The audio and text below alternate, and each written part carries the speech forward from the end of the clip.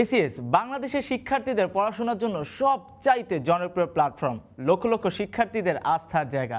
2022 সাল থেকে এই পর্যন্ত প্রায় 5 লক্ষাধিক শিক্ষার্থী এসিএস এর উপর আস্থা রেখেছে তাদের এইচএসসি এবং অ্যাডমিশন টেস্টের প্রিপারেশনের জন্য। এসিএসও কিন্তু সেই আস্থা বিফলে যেতে দেয়নি। গত 2 বছরে বুয়েট, মেডিকেল, ঢাকা বিশ্ববিদ্যালয় সহ দেশের সেরা বিশ্ববিদ্যালয়গুলোতে এসিএস এ চান্সপ্রাপ্ত শিক্ষার্থীর সংখ্যা প্রায় 25,000-এর ঊর্ধ্বে। হ্যাঁ, সেই ধারাবাহিকতায় বাংলাদেশের প্রায় 1,20,00,000 শিক্ষার্থীদের সুদৃঢ় পড়াশোনায় এসিএস ফিউচার স্কুল এগিয়ে যাচ্ছে তাদের দ্বারপ্রান্তে আপন মহিমায়। সবাইকে স্বাগত জানাচ্ছি এসিএস ফিউচার স্কুলের বিশেষ আয়োজন সিলেবাসের বাইরে। সাথে আছি আমি আফনান আহমেদ রাশেদ। পুরোটা সময় জুড়ে গল্প হবে, আড্ডা হবে, ফান হবে, হবে আরো এক্সট্রা ফাইভ। কারণ আজ স্টুডিওতে বাংলাদেশের সবচেয়ে দুজন জনপ্রিয় ম্যাথ শিক্ষক আছেন। তারা হলেন অভিদা এবং রাকিব ভাই। কেমন আছেন আপনারা? ভালো আছি, তুমি কেমন আছো? আমিও বেশ ভালো আছি এবং আপনাদের দেখার পর আরো বেশি ভালো লাগতেছে। এবং সবচেয়ে মজার যে বিষয়টা সেটা হচ্ছে আপনাদের দুজনকে আজকে অনেক সুন্দর লাগছে। Thank you. অভি ভাই বুয়েট থেকে পড়াশোনা করেছেন, দুজনই বুয়েট থেকে পড়াশোনা করেছেন। এত কিছু সুযোগ থাকতে কেন শিক্ষকতায় আসলেন? শিক্ষকতায় আসার পেছনে আসলে অনেক বড় একটা রিজন আছে। আমার ক্ষেত্রে আমি বলবো যে আমার বাবা নিজেও একজন শিক্ষক, উনি প্রাইমারি স্কুলের টিচার। তো শুরু থেকেই এই টিচিং প্রফেশনটা দেখতে দেখতে ছোটোবেলা থেকেই অভ্যস্ত।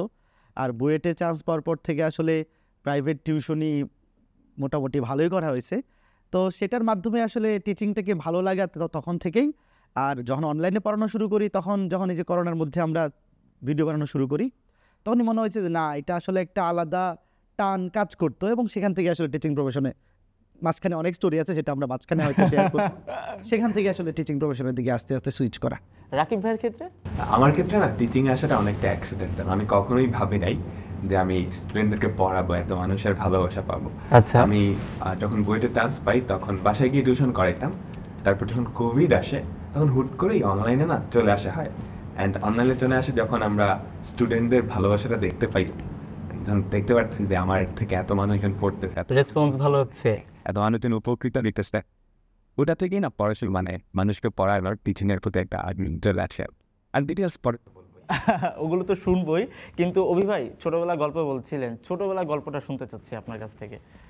ছোটবেলার গল্প বলতে আমার ছোটবেলা আসলে 8-10 জন ছেলেপেলের মতোই, মানে এক্সট্রাঅর্ডিনারি আসলে কোনো স্টোরি না।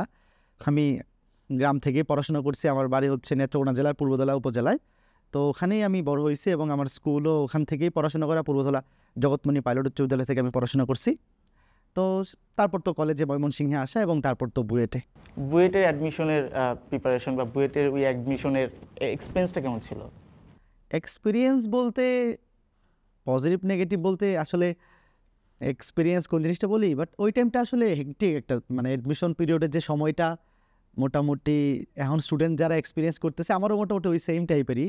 যেহেতু বুয়ের টার্গেট ছিল এইচএসসি পরীক্ষার আগেও একাডেমিকের পাশাপাশি ইঞ্জিনিয়ারিংয়ের জন্য যতটুকু পড়াশোনা আগায় রাখা যায়, এবং এইচএসসি পরীক্ষার পরে ওই 4টা মাস আসলে আমার মনে হয় যে বেস্ট ইনভেস্টমেন্ট ছিল ওই টাইমটা।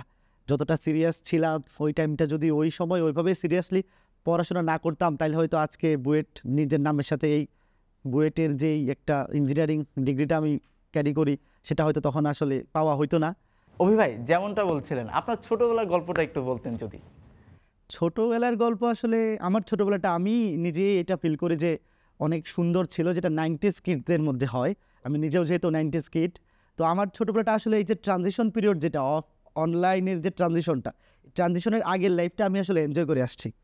আমার ছোটোবেলা ছিল যে প্রতিদিন স্কুল থেকে আসা বা প্রাইভেট থেকে এসে বিকালবেলা খেলাধুলা করা, প্রতিদিন বিকালে ক্রিকেট খেলতাম, ফুটবল খেলতাম। আরও মানে যেই আমাদের যে 90s কিডের এখন যে ইমোশনাল স্টোরিগুলা প্রত্যেকটার সাথে আমি রিলেট করতে পারি। বৃষ্টিতে ভিজে ফুটবল খেলা, বিকালে প্রতিদিন ক্রিকেট খেলা, তারপর রাত্রে সন্ধ্যার মধ্যে বাড়ি ফিরে আবার পড়তে বসা, হারিকেন জ্বালাইয়ে পড়া, সেটার এক্সপিরিয়েন্স আমাদের আছে। আমাদের যখন মেইন বাড়ি থেকে আমরা পার্টিশন হই, পার্টিশন বলতে কাকারা বা আমরা পার্টিশন হয়ে নতুন বাসায় যাই, তখন তো কারেন্টের লাইন তখন ছিল না।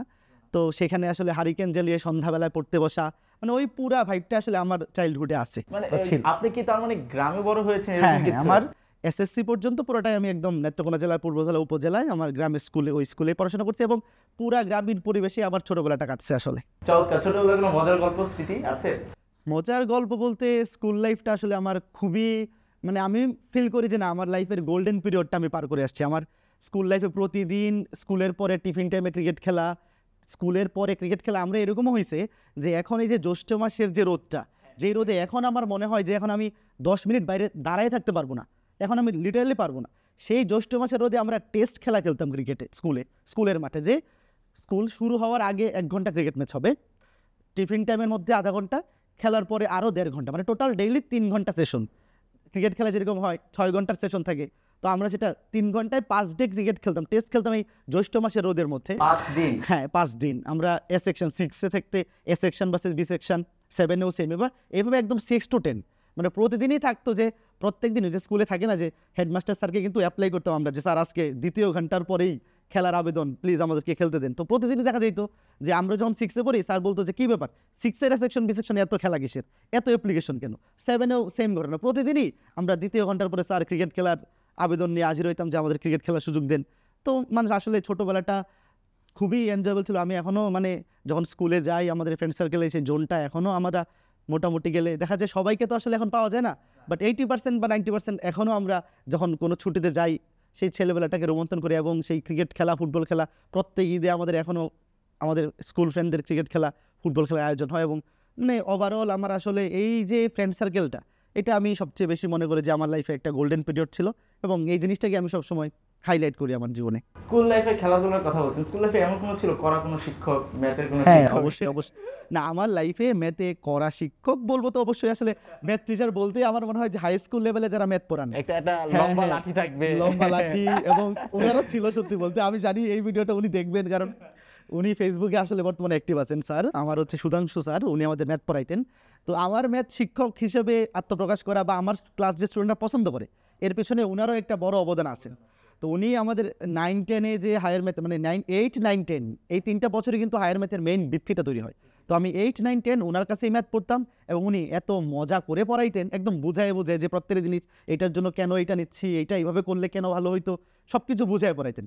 এবং দিন শেষে সবচেয়ে বেশি করা ছিলেন এটাও সত্য যে সামান্য একটা ব্র্যাকেট যদি দিতে ভুল হইতো, এত বড় সন্ধি ব্যাচ যেটাকে বলে, স্যার ভিডিওটা দেখলে হয়তো উনিও হাসবেন, এত বড় সন্ধিবেদ যে এই সন্ধিবেদের বাড়ি যে কত খাইছি, এবং একটা বাড়ি আসলে খাইলে 2-3 দিন এটার ইফেক্ট থাকতো হাতের মধ্যে। আমার খুব আগ্রহ নিয়ে জানতে ইচ্ছা করছে যে আপনি ম্যাথে কখনো 0 পাইছেন? অনেকে তো পায়, আমি তো পাইছি অনেক লাইফে। না আমার 0 পাওয়া হয়নি ম্যাথে কখনো, মানে ওরকম 0 পাওয়া হয়নি। স্কুল লাইফে আসলে ভালো রেজাল্ট হইতো সবসময় হায়ার ম্যাথে। যাক মাশাআল্লাহ, অভিভাবকের গল্প তো শুনছিলাম। রাকিব ভাই আপনার ছোটবেলার গল্প যদি বলতেন। আমার ছোটবেলার গল্পটা না অনেকটা অভিদাদার মতোই। আমি আচ্ছা গ্রামেই বড় হয়েছি। আমার গ্রামের বাড়ি হচ্ছে নরসিংদী জেলার মনোহরদী উপজেলা। আচ্ছা তো আমার স্কুলটা ছিল হচ্ছে মনোহরদী মডার্ন সরকারি প্রাথমিক বিদ্যালয়। মনোহরদী অনেক বিখ্যাত জায়গা না? হ্যাঁ। নাম শুনেছি। বিখ্যাত কি আছে ওখানে? বিখ্যাত মনোহরদী তো বিখ্যাত স্পেসিফিক কিছু নাই, বাট মিষ্টির কথা শুনেছি, এরকম হচ্ছে কোনো মিষ্টি আছে কিনা, গামছা টামছা কিছু? ওগুলো নরসিংদীতে আছে, ওই কাপড়ের জন্য বিখ্যাত। কিন্তু আমরা জানি বাংলাদেশের একজন মনোহরদীর বিখ্যাত মানুষ আছে, সেটা হচ্ছে রাকিব স্যার।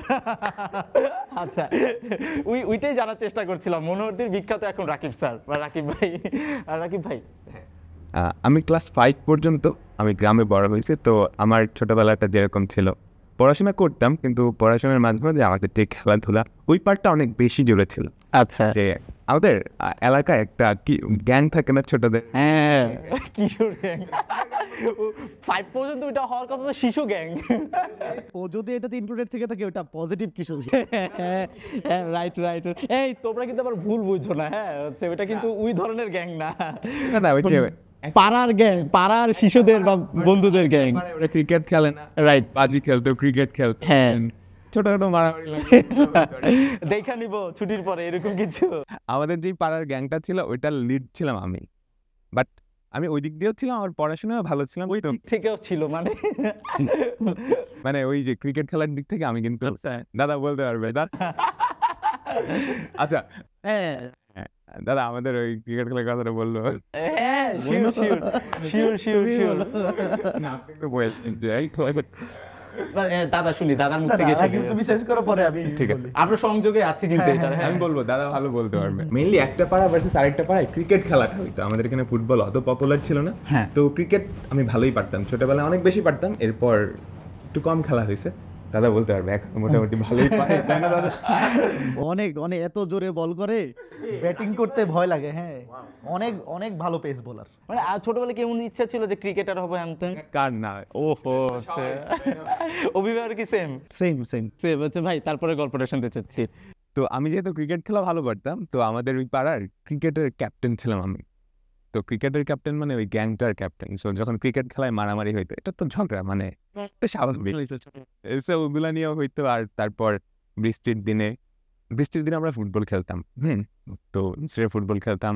দেন ঝড়ের দিনে মানে আমাদের তো গ্রামের বাসা না, তো প্রত্যেকের বাসায় দেখা যায় তো আম গাছ, জাম গাছ এগুলা থাকে। তো আমরা এক একজনের বাসায় এক একদিন গিয়ে আম গাছ থেকে একদম সব আম। কখনো ধরা খাইছেন? আমার খুব জানতে ইচ্ছা করতেছে হচ্ছে। ধরা খাই নাই, ধরা খাইয়ে তো দৌড় দিতাম, আমরা তো ফিরতি ছিলাম না তো। মানে মানে গ্রামের ক্ষেত্রে সেটা হয় যে আসলে আম গাছে আম ঢিল মেরে আসলে আম পেড়ে খাওয়া। আর যদি শহরে কেউ বড় হয় তাহলে কলিং বিল টিপ দিয়ে দৌড় দেওয়া। এটা আসলে অনেকটাই মানে এছাড়া ছোটবেলার কোনো মজার গল্প? আমরা যেটা করতাম ঈদের আগের দিন, ঈদের আগের দিন চাঁদরাত যেটাকে বলে রোজার আমরা। ঈদের আগের দিন, হ্যাঁ, আমরা হচ্ছে বাজি ফোটাইতাম। ওহো, গ্রামে এটা চলতো। যদি এটা এখন ইন্সপায়ার করতেছে না বা কাউকে, মানে এটা Right. ভালো জিনিস না, আমরা করতাম আর কি ছোটবেলায়।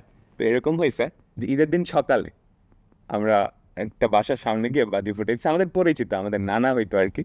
তো আমরা ফুটাইছি, নানা বের হইতো, আমাদেরকে দিচ্ছে দৌড়ানি, দৌড় পিছন থেকে কুকুর সহ একদম দৌড় দিছে, কোনো রকমে বেঁচে আসছিলাম আর কি। এটা খুবই মেমোরেবল একটা ইনসিডেন্ট ছিল আর কি। ছোটবেলায় স্কুল লাইফে কোনো কড়া শিক্ষক ছিল আপনার? হ্যাঁ, আমার একজন কড়া শিক্ষক বলতে স্যারের প্রতি আমি অনেক কৃতজ্ঞ। আমার গণিত শিক্ষক মতিউর স্যার। তো ওনার কাছে আমি বেসিক্যালি আমার গণিতের হাতেখড়িটা হয় আমার আম্মুর কাছে আর আমার মতিউর স্যারের কাছে। তো মতিউর স্যার অনেক কড়া ছিল, বাড়ি টাড়ি খাইছি বহুত, বাট ওনার কাছ থেকে আমি অনেক কিছু শিখছি। আর আমার স্কুল লাইফটা ছিল কিন্তু 5 পর্যন্ত আমি গ্রামে ছিলাম। গ্রামে ছিল। তারপর আমার আব্বু ঢাকায় থাকতো চাকরির সুবাদে। তো ক্লাস 6-এ আমি রাজুকে ভর্তি পরীক্ষা দিই। তো ওটাই প্রথম ঢাকায় আসা। প্রথমবার ঢাকায় এসে আমি রাজুকে ভর্তি পরীক্ষা দিই, তারপর ভর্তি পরীক্ষায় চান্স পেয়ে যাই, দেন আমি ঢাকায় শিফট করি। তো এখন গ্রামের একটা মুক্ত পাখিকে জাস্ট খাঁচায় বদ্ধ করা হয়েছে, এরকম একটা অবস্থা হয়েছিল যে ঢাকায় আসার পর আমি খেলতে পারতেছি না, আমি মাঠে দৌড়ি করতে পারতেছি না, কিচ্ছু করতে পারতেছিলাম না আর কি। মানে অনেকটা ডানা কাটা পাখির মতো হয়ে গেছে। নতুন স্কুলে আসার পর নতুন বন্ধুত্ব, এরকম নতুন বন্ধু ছিল, অনেক কিছু ছিল, কিন্তু ওই যে ঢাকা শহরে তো এত মাঠ নাই কিংবা খেলার ব্যবস্থাটা নাই যেটা আমরা গ্রামে পাইতাম। তো অনেকটা এই তো। রাকিব ভাই বুয়েট থেকে পড়াশোনা করেছেন, এত কিছু সুযোগ থাকতে কেন ম্যাথের শিক্ষক হলেন? আসলে ম্যাথ সাবজেক্টটা খুবই ইন্টারেস্টিং, এটা হচ্ছে সহজ কথা। আর ম্যাথ, আমি স্টুডেন্ট হিসেবে ম্যাথস খুব পছন্দ লাগতো, ম্যাথমেটিক্স আর ফিজিক্স দুইটাই খুব পছন্দ থাকতো। তো আমি যখন টিচিং শুরু করি তখন আমি কিন্তু ফিজিক্স দিয়ে স্টার্ট করছি। আচ্ছা, তো ফিজিক্স দিয়ে পড়াতাম, তখন আমি শুরুর দিকে ফিজিক্স ম্যাথ দুইটাই সাইমালটেনিয়াসলি পড়াইতাম। পরে দেখলাম যে ম্যাথামেটিক্সটা একটু বেশি চাচ্ছে স্টুডেন্ট, তো ম্যাথস দিয়েই পরে কন্টিনিউ করা হয় আর কি। কিন্তু শিক্ষার্থীদের ক্ষেত্রে ম্যাথের প্রতি তো একটা ভয় থাকার কথা, ভীতি থাকার কথা, সেই ভয়টা কিভাবে দূর করছেন? ম্যাথসটা আসলে ভয় লাগার কারণ হচ্ছে ওরা হয় পড়ার ওয়েটা বুঝতে পারতেছে না, আদারওয়াইজ ভুলভাবে পড়তেছে। ম্যাথামেটিক্স কিন্তু নিজেই খুবই ইন্টারেস্টিং একটা সাবজেক্ট, সঠিক গাইডলাইনটা পাচ্ছে না। তো ওই ভীতিটা দূর করার জন্যই বেসিক্যালি আমাদের আশা। এবং শুধু আশা না, পুরো বাংলাদেশ কাঁপানো আমি যেটাকে বলতে পারি। আসলে বাংলাদেশের প্রত্যেকটা শিক্ষার্থী ম্যাথের ক্ষেত্রে আপনাদের ভীষণ পছন্দ করে, সেটার ফিডব্যাক আমরা অলরেডি আসলে সোশ্যাল মিডিয়া হোক, ইউটিউব চ্যানেল হোক এবং আপনাদের ক্লাসগুলোতে আমরা দেখতে পাই অলরেডি। গল্প শুনছিলাম, ছোটবেলার গল্প। এসএস এর সাথে যুক্ত হলেন কিভাবে অবিদা, আপনার কাছে যদি জানতে চাই। এসিএস এর শুরুতে আসলে আমরা প্রথমে ইন্ডিভিজুয়ালি আলাদাভাবে প্ল্যাটফর্ম হিসেবে আমরা রান করতাম। যেমন আমি ম্যাথ পড়াইতাম, অপার হচ্ছে ফিজিক্স পড়াতো, সঞ্জয়দা কেমিস্ট্রি। এটা হচ্ছে 2021-এর ঘটনা, যখন কোভিড পরবর্তীতে আমরা সবাই ইন্ডিভিজুয়ালি অনলাইনে পড়ানো শুরু করি। Pandemic situation. হ্যাঁ, তো তখন পরবর্তীতে আমার অপারের সাথে প্রথম কথা হয়। অপার আমাকে প্রথম ডাকে, তখন আমরা অপারের সাথে এরকম কথোপকথন হয় যে দেখো আমরা আলাদাভাবে তুমি ম্যাথ পড়াচ্ছ, আমি ফিজিক্স পড়াচ্ছি, সঞ্জয়দা কেমিস্ট্রি পড়াচ্ছে, তো হোয়াই নট আমরা সবাই মিলে একসাথে যদি হই। কারণ অবিদা ম্যাথ কোথায় পড়াইতেন? আমি অনলাইনে, এই যে হ্যাঁ আমাদের হচ্ছে রম্বস পালা সায়েন্স আমার পেজের নাম এবং গ্রুপের নাম। আচ্ছা, এটা তো জনপ্রিয়, বেশ জনপ্রিয়। তো আমি হচ্ছে যেমন হয় কি যে ইঞ্জিনিয়ারিং একটা স্টুডেন্ট ক্যান্ডিডেট প্রিপারেশন নেবে, তার তো ফিজিক্স কেমিস্ট্রি ম্যাথ তিনটা নিয়েই পড়াশোনা করা লাগতেছে। শুধু ম্যাথ পড়িয়ে কিন্তু আমি তাকে ফুল বুয়েটের জন্য বা ইঞ্জিনিয়ারিংয়ের জন্য রেডি করতে পারতেছি না। আবার অপার বা সঞ্জয়দা তাদেরও পার্সপেক্টিভ এরকম, বা তখন সাকিবও কেমিস্ট্রি পড়ায়। তখন আমাদের মধ্যে যে এইরকম একটা প্ল্যান হয় যে হোয়াই নট যে আমরা সবাই মিলে একটা কমপ্লিট প্যাকেজ স্টুডেন্টদেরকে অফার করি। আমি আলাদা ম্যাথ পড়াচ্ছি, অপার আলাদা ফিজিক্স, সঞ্জয় আলাদা কেমিস্ট্রি বা সাকিব আলাদা কেমিস্ট্রি। তো তখন যদি আমরা এবং আলাদা করে এই প্রাইস পয়েন্টগুলোও কিন্তু তখন স্টুডেন্টদের জন্য বেড়ে যাচ্ছে, যখন আলাদা আলাদা একটা সিঙ্গেল কোর্স থাকে। তো আমরা তখন প্ল্যান করলাম যে আমরা যদি একসাথে একটা প্ল্যাটফর্মে একত্রিত হয়ে রান করতে পারি, তাহলে স্টুডেন্টও এক জায়গাতে সব কিছু প্রিপারেশন সে নিয়ে ফেলতে পারতেছে, তার একটা পূর্ণাঙ্গ প্রস্তুতি হচ্ছে, এবং আমরাও তাকে একটা কম প্রাইস পয়েন্টে তাকে অফার করতে পারতেছি পূর্ণাঙ্গ কোর্সটা। তো আসলে এই চিন্তাভাবনা থেকেই প্রথম আমাদের অপার এই উদ্যোগটা নেয়, এবং সেখান থেকেই 2022-এ আমরা একসাথে এসিএস নামে যাত্রা শুরু করি। তার মানে অপার ভাইয়ের চোখকে আমরা মোহরের চোখ বা বিচক্ষণতার প্রতীক বলতে পারবো। এটা অবশ্যই নিঃসন্দেহে বলতে পারি। থ্যাঙ্কস অপার ভাই, আপনার জন্য আসলে বাংলাদেশের সেরা শিক্ষকগুলো একত্রিত হতে পেরেছে এসিএস এর মাধ্যমে। আর একই প্রশ্ন আমার থাকবে রাকিব ভাইয়ের কাছে। রাকিব ভাই, এসিএস এ যুক্ত হওয়ার গল্পটা কি? আমি অনলাইনে পড়ানো শুরু করি যখন হচ্ছে কোভিডটা চলে আসে। তখন আমি বুয়েটের স্টুডেন্ট, বুয়েটের সেকেন্ড ইয়ারের স্টুডেন্ট ছিলাম। তো আমি আবার মানে আমার বুয়েটের একাডেমিক সাইডটাও খুব ভালোভাবে রান করতেছিল আর কি, আমার একাডেমিক রেজাল্টও খুব ভালো ছিল। তো টিচিংয়ে আসার কোনো প্ল্যান ছিল না আর কি। আমি অনলাইনে পড়াইতাম টুকটাক, কিছু টপিক ভালো লাগতো, মানে নিজের প্যাশন থেকেই পড়াইতাম অনলাইনে, ইউটিউবে পড়াইতাম চ্যানেল। হ্যাঁ, আর ফেসবুকে একটা পেজ ছিল ম্যাথ অ্যান্ড সায়েন্স নার্ডস নামে, ওটার নামটাও আসলে হুট করেই দেওয়া, পরে আর চেঞ্জ করা হয় না। নার্ডস NURDES এরকম সামথিং? হ্যাঁ, NERDS। মানে কি এটার? মানে হচ্ছে একটু আতেল টাইপের, ও যে বেশি পড়াশোনা করে আর কি। ম্যাথে আর সায়েন্সে যারা আতেল তারা কি এখানে আসতো এরকম কিছু নাকি? এই টাইপের শুরুর দিকে ইয়েটা ছিল এরকমই। আমি ম্যাথস অ্যান্ড সায়েন্সের, ম্যাথস অ্যান্ড ফিজিক্সের কমপ্লেক্স যে টপিকগুলো ছিল ওগুলো দিয়ে ফার্স্টে স্টার্ট করছিলাম, যে যারা হয়তো একটু অ্যাডভান্স পড়াশোনা করে, একটু টপার টাইপের, ওদেরকে দিয়ে স্টার্ট করছিলাম যে তোমরা এই টপিকগুলো একটু দেখো, এগুলো একটু কঠিন কঠিন, আমি এগুলো সহজভাবে বোঝানোর ট্রাই করি। তখন থেকে স্টুডেন্টরা কমেন্ট করতো যে ভাই আপনার ক্লাস অনেক ভালো লাগতেছে, আপনার ক্লাস অনেক ভালো লাগতেছে। তারপর 21 ব্যাচের অ্যাডমিশন যখন চলে, তখন আমি ক্যালকুলেটর হ্যাক্স নামে একটা সিরিজ, যেখানে হচ্ছে ক্যালকুলেটরের সাহায্যে ম্যাথমেটিক্সের বিভিন্ন জিনিস কীভাবে সমাধান করতে হয় সেটা। তো এইটা আসলে খুবই পপুলার হয়ে যায়, স্পেশালি ইঞ্জিনিয়ারিং অ্যাডমিশন ক্যান্ডিডেট যারা ছিল ওদের মাঝে। তো যেটা হয়েছে, আমি যখন বুয়েটের থার্ড ইয়ারের স্টুডেন্ট, তখন 21 ব্যাচ বুয়েটে ঢুকছে, মানে ওরা ভর্তি পরীক্ষা দিয়ে বুয়েটে ঢুকছে।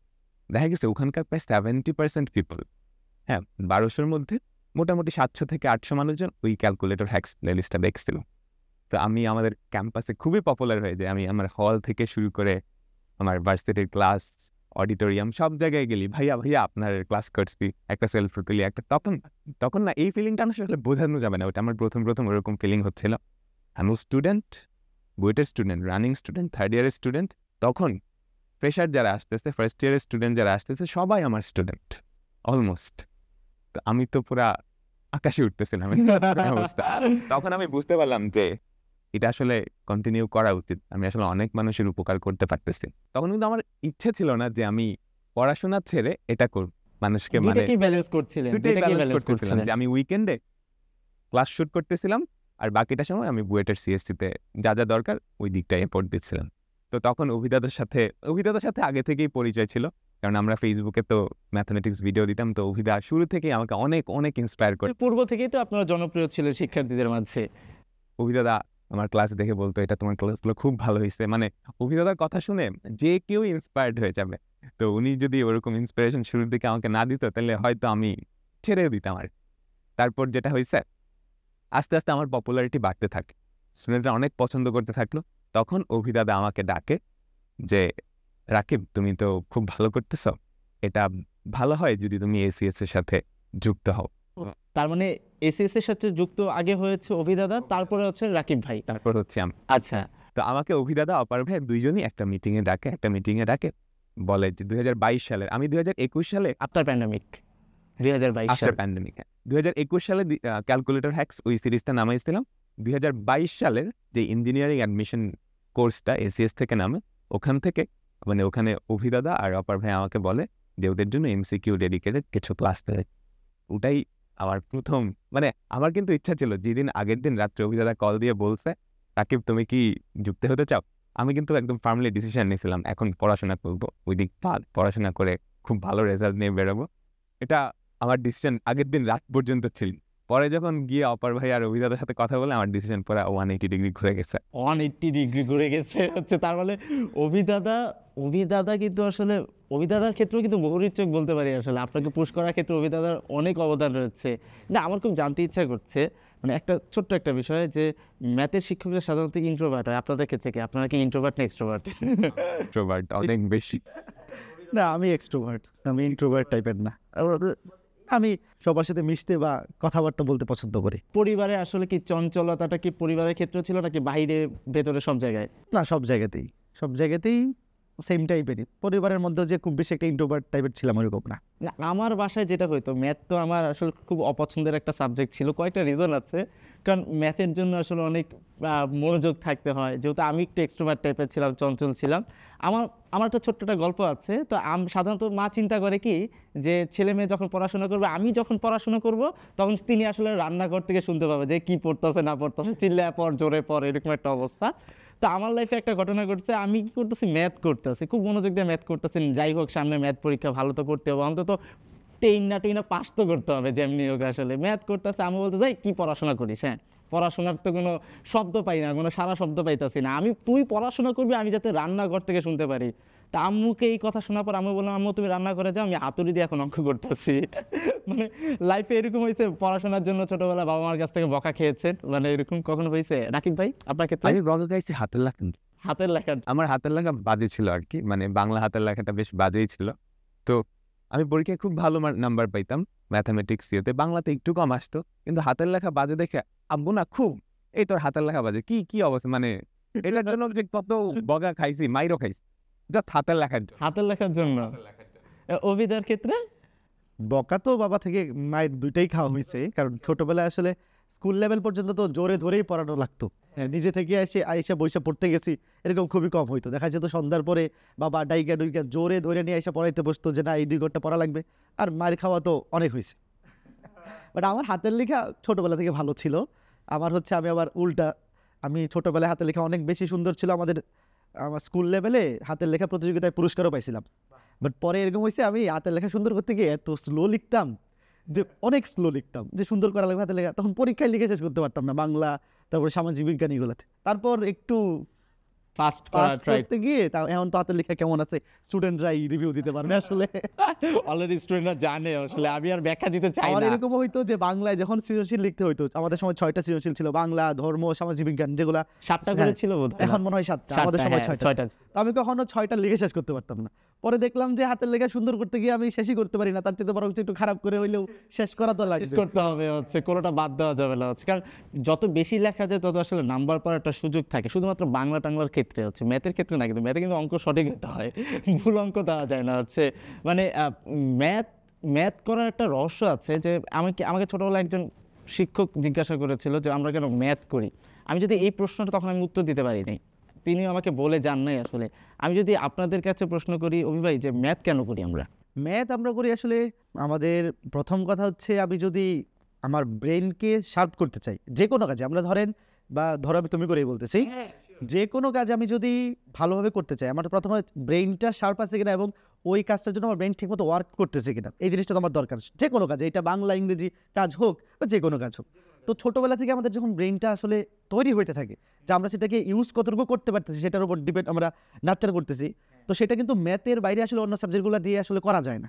তো ছোটোবেলা থেকে যারা দেখা যায় যে ম্যাথমেটিক্যালি একটু ভালো মতো প্র্যাকটিস করতে থাকে, তারা অন্য যে কোনো কাজের ক্ষেত্রেও সেই কাজটা, মানে আমরা ম্যাথ বলতে আসলে কি বুঝি, প্রবলেম সলভিং, তাই না? আমি কি করতেছি, প্রবলেম সলভ করতেছি। তো একটা প্রবলেম আমার, ধরেন আমি লাইফে যোগ বিয়োগ শিখতেছি বা ম্যাট্রিক্স পড়তেছি, সরলরেখা পড়তেছি, সব কিছুর যে আমার লাইফে একদম ওইটারই ডিরেক্ট ইমপ্লিমেন্ট থাকবে বা প্রয়োগ থাকবে, জিনিসটা কিন্তু এরকম না।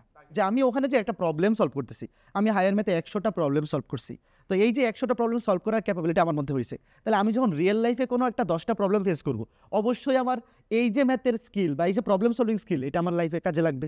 যে কোনো প্রবলেম, যেমন আমাদের ম্যাথে কি থাকে, 3টা ডাটা দেওয়া আছে প্রশ্নে, একটা ডাটা বের করতে হবে, একটা আননোন, সেটা আমরা 3টা ডাটা ইউজ করে একটা ডাটা সলভ করে বের করি। তো আমাদের যখন আমরা রিয়েল লাইফে যে কোনো প্রবলেম, আমি অত গভীরে যাব না, যাতে স্টুডেন্টরা তো বুঝতে পারবে না বেশি ডিপে চলে গেলে। তো যদি এরকম হয় যে আমি লাইফে একটা প্রবলেম বললাম, এই প্রবলেমটা থেকে আমার উতরায়ে আসতে হবে, তো এই প্রবলেমটা যে সলভ করা বা এখান থেকে বের হয়ে আসা, এটাকে আমি ধরলাম একটা আননোন, যে এটার ম্যান আমার বের করতে হবে। এবং সেটার জন্য অবশ্যই আমার কাছে কিছু ডাটা আছে, যে আমি একটা প্রবলেমে পড়লাম, আমি বাবার কাছ থেকে হেল্প পাইতে পারি, এটা একটা ডাটা, মার কাছ থেকে হেল্প নিতে পারি, এটা একটা ডাটা, আমার ফ্রেন্ডদের থেকে হেল্প নিতে পারি, এটা একটা ডাটা। তো এই 3-4টা জানা জিনিস থেকে কেমনে এই প্রবলেমটা সলভ করে আননোন জিনিসটা পাওয়া যায় বা আমার লাইফের প্রবলেমটা সলভ করা যায়, এটা কিন্তু হায়ার ম্যাথসের বাইরে আসলে যে আসলে ভালো হায়ার ম্যাথ পারে না, তার কিন্তু আমার মনে হবে যে রিয়েল লাইফে প্রবলেমগুলো সে অত সহজে সলভ করতে পারে না। আমি সবসময় স্টুডেন্টদের উদ্দেশ্যে বলি যে ম্যাথে ভালো, দেখবা যে তাকে তুমি যদি যে কোনো একটা প্রবলেম, যে স্কুলে ভালো ম্যাথ পারে তাদের 10 জনকে ডাকো, যারা ম্যাথ একটু কম পারে তাদের 10 জনকে ডাকো, লাইফের যে কোনো রিয়েল লাইফ টাইপের একটা প্রবলেম দেও, দেখবো ওরা 10 জন যত সহজে সলভ করতে পারতেছে, বাকি 10 জনকে তত সহজে পারতেছে না। কাজেই যদি একদম ছোট থেকে আসলে বাচ্চা লেভেল থেকে হায়ার ম্যাথ বা এই ম্যাথ সলভিং স্কিলটা তার মধ্যে ভালো থাকে, তাহলে সারা জীবন তার এই লাইফে এটা কিন্তু একটা ব্লেসিং হয়ে থাকবে। যে কোনো রিয়েল লাইফ প্রবলেম সে ইজিলি হ্যান্ডেল করতে পারে। যেমন আমি যে ইঞ্জিনিয়ারিং পড়ছি, বা আমাদের ইঞ্জিনিয়ারিংটা তো আসলে অ্যাপ্লাইড ম্যাথই বলা যায়, অ্যাপ্লাইড ম্যাথ বা ফিজিক্স। তো এই যে আমার ইঞ্জিনিয়ারিং লাইফ, আমি ইঞ্জিনিয়ারিং এত বেশি ডিপ এত কঠিন ম্যাথ করে আসছি। এখন আমার লাইফে কী হয় যে যখন আমি শুনি যে একটা প্রবলেম হয়েছে, সেটা শুনে আগে যেরকম টেনশনে পড়ে যেতাম যে এখন কিন্তু আমার এরকম হয় না, যে কেউ এসে বললো অভিজ্ঞতা এরকম একটা কিছু হয়ে গেছে, আমি বলবো আচ্ছা ঠিক আছে, চিন্তা করে দেখি, যেহেতু একটা প্রবলেম হয়ে গেছে এটারও অবশ্যই কোনো কোনো সলিউশন আছে, তখন আমি চিন্তা করি যে আচ্ছা এটা সলভ করার জন্য আমার কাছে কী ডাটা আছে, কোথেকে হেল্প নিয়ে আমি এটা সলভ করতে পারি, জিনিসটা আমার জন্য লাইফটা অনেক ইজি হয়ে গেল। তার মানে ম্যাথ মানসিক বিচক্ষণতা তৈরি করে। অবশ্যই। মানে একই প্রশ্ন যদি আমি রাকিব ভাইয়ের কাছে জিজ্ঞাসা করি, রাকিব ভাই আপনার কাছে উত্তর কি আসতে পারে? ম্যাথামেটিক্স আসলে সব জায়গায়, আমাদের প্রতিদিনের যোগ বিয়োগ থেকে আমরা বাজার করতে গেলাম কত টাকা দেওয়া লাগবে, কত টাকা নেওয়া লাগবে, এটা থেকে শুরু করে যত কমপ্লেক্স ইঞ্জিনিয়ারিং আছে, এই যে আমি কথা বলতেছি, মাইক্রোফোনের রেকর্ড হচ্ছে, ভিডিওতে যাচ্ছে, সব কিছুর পেছনেই আসলে ম্যাথামেটিক্স আছে। পুরো ইঞ্জিনিয়ারিংটাই ম্যাথামেটিক্সের উপরে দাঁড়ায় আছে। তো ওই কমপ্লেক্স ম্যাথামেটিক্স হয়তো আমার সবার লাইফে লাগে না, এটা হয়তো সায়েন্টিস্ট যারা আছে বা খুবই অ্যাডভান্স লেভেলের কাজকর্ম যারা করে ওদের লাগে। বাট আমাদের যেই কলেজ বা ভার্সিটি লেভেলের যে ম্যাথামেটিক্সগুলো, এগুলো আমাদের মূলত প্রবলেম সলভিং যে স্কিলটা, ওটা ডেভেলপ করতে হেল্প করে। অভিদাতা যেটা বললো, ওই প্রবলেম সলভিং স্কিল থাকলে আমরা আমাদের রিয়েল লাইফের যে কোনো প্রবলেম সলভ করে। মানে সব ক্ষেত্রে জীবনের সাথে ম্যাথ জড়িত আছে, একদম বলা যেতে পারে। দারুণ। রাকিব ভাই, আর যেমনটা বলছিলেন শুরুতে যে আসলে আপনাকে অ্যাপ্রোচ করার পিছনে আসলে আমাদের অভিদার একটা চমৎকার অবদান আছে, হ্যাঁ। তো অভিদা, রাকিব ভাইয়ের ভিতরে কি এমন দেখলেন যে আপনাকে রাকিব ভাইকেই দরকার হচ্ছে এসিএস এর জন্য, সেই বিষয়টা জানবো। রাকিবের মধ্যে কি দেখলাম বলতে, আমি যদি ডিটেল বলি, যে রাকিব যখন শুরু করে প্রথম দিকে হচ্ছে আমি ওর ক্যালকুলাসের ইন্টিগ্রেশনের একটা সিরিজ ছিল, তো ওইটা আমি প্রথম দেখি। তো প্রথম দেখার পরেই তো থাকে না যে, মানে আমি যেহেতু একটু আগে থেকে অলরেডি পড়াচ্ছি এবং অনেক টিউশনি এক্সপিরিয়েন্স আছে, তো কোন প্লেলিস্টটা কতটুকু ডিপ এবং সেটা বোঝানোর জন্য আসলে কতটুকু স্কিল দরকার, এটা কিন্তু টিচার পয়েন্ট অফ ভিউ থেকে বোঝা যায়, যেটা স্টুডেন্টরা হয়তো একটু কম বুঝতে পারে শুরুতে। বাট আমি প্রথমবারই যখন ওই ক্লাসটা দেখলাম, দেখার পরে মনে হয়েছে যে একদম মানে কনসেপ্ট সহজভাবে বোঝানো, উপস্থাপন, মানে সবকিছু থাকে না যে সবকিছু মিলে একটা প্যাকেজ। প্রথমেই দেখে মনে হয় যে দেখেই যে খুশি হয়ে যাওয়া বা দেখেই ইমপ্রেসড হয়ে যাওয়া, এরকম একটা ব্যাপার। তো দেখেই আমি ক্লাসগুলো দেখি, প্রথম রাকিবকে নক দিই, যে রাকিব, জানতে পারি ওখানে তো ডেসক্রিপশনে বলা ছিল যে রাকিব বুয়েট সিএসসি 18 ব্যাচ। তো আমি তো জুনিয়র হিসেবে ওকে নক দিই যে রাকিব, তোমার ক্লাসগুলা খুবই ভালো হচ্ছে, কন্টেন্টগুলা তুমি কন্টিনিউ করে যাও এইভাবে। মানে তখন একটু উৎসাহ দেওয়া, কারণ হচ্ছে অনেকেই থাকে যে শুরুতে, মানে শুরুর দিকটা কিন্তু আসলে অনেক বেশি ইম্পর্টেন্ট, কারণ থাকে কি যে অনেকেই শুরু করে 2-1টা ক্লাস নেয়, কিন্তু প্রথম দিকে একটু সারা কম পাওয়ায় পরে আর এটা ক্যারি করে না, দেখা যায় যে মাঝখানে 2-3টা অধ্যায়ের ক্লাস নিয়ে পরে আর কন্টিনিউ করে নাই। হ্যাঁ, তো শুরুটাই যেহেতু খুবই বেশি ইম্পর্টেন্ট, তো আমি যখন দেখলাম যে আসলে এত ভালো কোয়ালিটির কন্টেন্ট বানাচ্ছে, এবং তখনও হচ্ছে রানিং স্টুডেন্ট, বুয়েটের রানিং স্টুডেন্টদের যেটা হয় যে আসলে এক্সট্রা সময় বের করাটা খুবই টাফ। যেমন ও যেহেতু সিএসসি ডিপার্টমেন্টের স্টুডেন্ট, এবং তখন মনে হয় 21-এ 2 সেকেন্ড ইয়ারে তখন, তো বা 2-2 বা 3 থার্ড ইয়ারে উঠবে এরকম টাইমে। তো এত বেশি একাডেমিক প্রেশারের পাশাপাশি আসলে যে এই কাজগুলা যে করতেছি, সেটা যদি ভালো একটা অ্যাপ্রিসিয়েশন না পায় স্টুডেন্টদের থেকে, দেখা যায় যে সে আসলে কন্টিনিউ করতেছে না। আর ওর ক্ষেত্রে যে জিনিসটা ও শুরু করছিল যে এই কনসেপ্টগুলো দিয়ে, এটা আসলে সবার জন্য না, অডিয়েন্সটা খুবই সীমিত, কারণ সে ইন্টিগ্রেশনের যে প্লেলিস্টটা বানাইছিল, বা ফিজিক্সে মনে হয় স্থির তড়িতের কিছু ক্লাস নিছিল, ও হচ্ছে কি টার্গেট অডিয়েন্স, হ্যাঁ, ও হচ্ছে মানে একটা আপার লেভেলের অডিয়েন্সের জন্য, যে একটা স্টুডেন্ট ওই অধ্যায়টা আগে কখনো পড়ে নাই, তাহলে সে কিন্তু ওইটা পড়ে বুঝতে পারবে না, কারণ কনসেপ্টটা একটু ডিপ লেভেলের। তো এই জন্য অডিয়েন্সটা যেহেতু সীমিত, দেখা যাবে যে ভিউ কম আসতেছে শুরুতে, কারণ ওই লেভেলে যাইতে হলে তো ইন্টিগ্রেশনে ওর কনসেপ্টটা বোঝার জন্য দেখা যাবে যে ওই অধ্যায়টা আগে কখনো পড়ে নাই, সে বুঝতে পারবে না, তখন একটু ফিল্টার আউট হয়ে যাচ্ছে অডিয়েন্স, দেখা যাবে সারা কম পাচ্ছে একটু শুরুতে, তো হতাশ হয়ে হয়তো দেখা যাবে যে আর কন্টিনিউ করতেছে না। তখনই ওকে জাস্ট একটু পুশ দেওয়া, যে না রাকিব খুবই ভালো কাজ হচ্ছে, কন্টিনিউ করে যাও, খুবই পছন্দ করবে স্টুডেন্টরা। তো এরপরে তো আসলে আস্তে আস্তে ও কন্টিনিউ করে গেছে। আমার জন্য লাকি, বা এসএস এর জন্য, বা এখন সারা বাংলাদেশের স্টুডেন্টদের জন্য সেটা সবাই লাকি যে রাকিব ওই টাইমটাতে আসলে মানে বুয়েটে পড়ার পাশাপাশি এই টাইমটা ম্যানেজ করে কন্টেন্ট বানানো, ফ্রি কন্টেন্ট, যেখান থেকে সে তখন আর্থিকভাবে কোনোভাবেই লাভবান হচ্ছে না, তো এই মোটিভেশনটা ধরে রাখাটা আসলে খুবই চ্যালেঞ্জিং। তো সেইটা আসলে ও ক্যারি করছে। তারপরে আসলে যখন রাকিব বললো যে ওর ক্যালকুলেটর এক্সের যে প্লেলিস্টটা একদম সারা জায়গা নিয়ে একটা প্লেলিস্ট, এবং 21 ব্যাচের স্টুডেন্টরা খুবই সারা দিছে। তো তন্মধ্যে 21 ব্যাচের যখন আমাদের বুয়েট ভর্তি পরীক্ষা হয় তারও আগে, মানে ও যখন এই যে এই ফিলটা পেয়ে গেল যে না পড়ানোতে আসা যাইতে পারে, তারও আগে আমরা যখন 22 ব্যাচের জন্য আমরা কোর্স প্ল্যান করি যে আমরা ইঞ্জিনিয়ারিং ব্যাচ নামাবো, তো মানে 21 ব্যাচের রেজাল্ট হওয়ার আগে আমরা ওই প্ল্যানিং তো অনেক আগে থেকে শুরু হয়ে যায়। তখন আমি ওর ভিডিও, তখন তো ও আরও অনেক অনেক ভালো কাজ করতেছে, সব কিছুই ক্যালকুলেটর এক্সো মোটামুটি তখন চলে আসছে খুবই সারা। তখন অপারকে বলি প্রথম যে অপার রাকিব তো খুবই ভালো, তার মধ্যে রাকিব অপারের সাথেও কিন্তু রাকিবের কাজ হয়েছে। তো মোটামুটি আমি এবং অপার দুইজনই খুবই মানে ইন্টারেস্টেড যে এরকম একজন কমপ্লিট প্যাকেজকে কোনোভাবে, মানে এটা তো কেউ miss করতে চাইবে না। এটা তো যে কেউ মানে কোনোভাবেই চাইবে না যে এরকম একজন মানুষ কোনোভাবে, সুযোগ যদি থাকে আনা যদি যায় তাহলে অবশ্যই একটা চেষ্টা করে তো দেখাই যায়। তো তখন আমরা ওকে প্রথম অ্যাপ্রোচ করি যে 22 ব্যাচে আমাদের ইঞ্জিনিয়ারিং ব্যাচে হায়ার ম্যাথ তখন আমি একা নিই, 21 ব্যাচেও হায়ার ম্যাথে আমাদের কোর্সে আমি একাই টিচার হিসেবে ছিলাম, 22-এও আমি একাই যাওয়ার প্ল্যান ছিল, 22-এ আমি একাই কন্টিনিউ করছিলাম। তো তখন রাকিব যে রাকিব তুমি তো ভালো কাজ করতেছো, তোমার কন্টেন্টগুলো খুবই ভালো, তো তুমি কি আমাদের এসিএস ইঞ্জিনিয়ারিং ব্যাচে হায়ার ম্যাথ ডিপার্টমেন্টে ক্লাস নিতে আগ্রহী কিনা? তো তখন আমাদের আসলে ক্লাসের মডিউলটা হচ্ছে লাইভ ক্লাসের মডিউল, আমরা লাইভ ক্লাস নেই 2 থেকে 3 ঘন্টা। তো রাকিব হচ্ছে তখন যে কাজগুলো করতেছিল হচ্ছে রেকর্ডেড কন্টেন্ট বানাই ও 10 থেকে 20 মিনিটের ছোট ছোট ক্লিপ আপলোড দিত।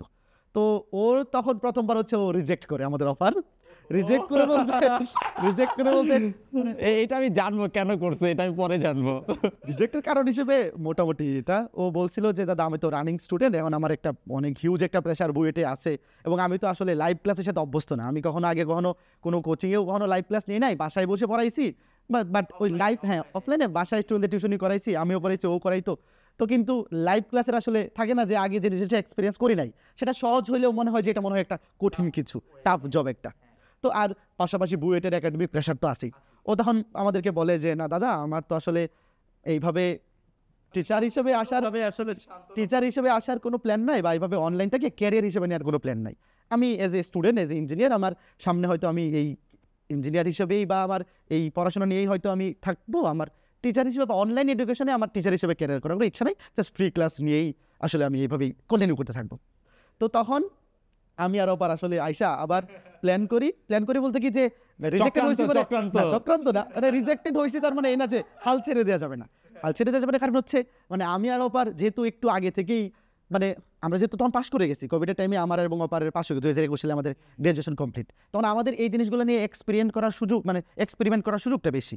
তখন আমরা তো আসলে দেখতেছি যে স্টুডেন্টদের ডিমান্ড বা সামনের আসলে এই অনলাইন মার্কেটটা কোন দিকে যাইতে পারে। তখন আসলে আমরা বা এই জিনিসটা কিন্তু রাকিবও এটা এগ্রি করবে যে ও যদি ফ্রি ক্লাস ওইভাবে নিতে থাকতো যতই নেক না কেন, এখন আজকে রাকিব যেই পরিধিতে কাজ করতেছে 11-12 অ্যাডমিশন 6-10, এবং সামনে আমি তো মানে স্টুডেন্টরা এখনই অলরেডি ফিউচার্সগুলো ক্লাস তোমরা যারা করছো তোমরা তো অলরেডি বুঝতে পারতেছো যে তোমরা কে একজন রত্নের ক্লাস আসলে করতেছো, মানে এটা আমরা যেটা মিস করে আসছি। তো তখন যদি ও এইভাবে ফ্রি ক্লাস নিয়ে কন্টিনিউ করতো এই এত বড় পরিধিতে, স্টুডেন্টরা কিন্তু ওর থেকে ওই সার্ভিসটা বা এই উপকৃতটা হইতো না। আই হ্যাভ এ কোয়েশ্চেন, আচ্ছা আপনার কাছে মনে হয় না খাল কেটে কুমির আনছেন? না জনপ্রিয় শিক্ষক রাকিব স্যার হচ্ছে বা রাকিব ভাই হচ্ছে, না এরকম না, মানে হইতে পারে না যে হেড অ্যান্ড গিলক্রিস্ট ডুও তো হইতেই পারে, হ্যাঁ হেড অ্যান্ড গিলক্রিস্টের ডুও যদি করা যায়, বা এইদিকে সচিন সৌরভের ডুও তো হইতেই পারে, এখানে তো কুমির আনার মতো আসলে জিনিসটা এরকম না, থাকতে পারে না সেটা অন্য প্রসঙ্গ, বাট সেদিকে যাব। তার আগে আমি যদি ওই স্টোরিটা আসলে শেষ করি যে তখন আমরা তখন আসলে মানে জিনিসটা এরকম ছিল যে রাকিব যেহেতু ফ্রি ক্লাস নিচ্ছে, জিনিসটা থাকে না যে ও কতটা ভালো পড়ায়, এটা কিন্তু ও যতটুকু বুঝতে পারে তার চেয়ে আমি অডিয়েন্স হিসেবে বা নিজে যেহেতু আমরা টিচার, আমরা কিন্তু একটু বেশি বুঝতে পারতেছিলাম যে ও আসলে যদি এইভাবে টিচার হিসেবে আসে তাহলে সারা বাংলাদেশের স্টুডেন্টরা কতটুকু, মানে বিশেষ করে হায়ার ম্যাথে এরকম একজন টিচারের অভাব এখনও আমাদের দেশে ছিল, এবং এখন রাকিব আসার পরে এটা একটু আস্তে আস্তে দূর হচ্ছে, এবং আশা করি আগামী 2-3 বছরে এটা আসলে ভ্যানিশ হয়ে যাবে এই যে ম্যাথ ভীতিটা। তো তখন আমি এবং অপার দুজন মিলে প্ল্যান করি যে লাইভ ক্লাসের আসলে বললে তো রাজি হইতে চাইবে না, তো ও যেহেতু রেকর্ডের ক্লাসে নিতেই কমফোর্ট ফিল করে এবং ও যেই জনরার ক্লাসগুলো বানায় ওইরকম একটা অফার যদি আমরা ওকে দিতে পারি তাহলে হইতে পারে যে ক্লাসের পাশাপাশি আর রেকর্ডের ভিডিও বানালে সুবিধা কি যে প্রতি 5 মাস পর প্ল্যান যেমনি কান্তি হবে 6 মাসে বুয়েটে তো একটা টার্ম ব্রেক থাকে, তো ওই টার্ম ব্রেক 1 মাস। তো তখনও আমরা ওকে যে প্রপোজালটা দিছি ওই প্রপোজালের যে ডেডলাইন ছিল তার মধ্যেও একটা এরকম টার্ম ব্রেক ছিল।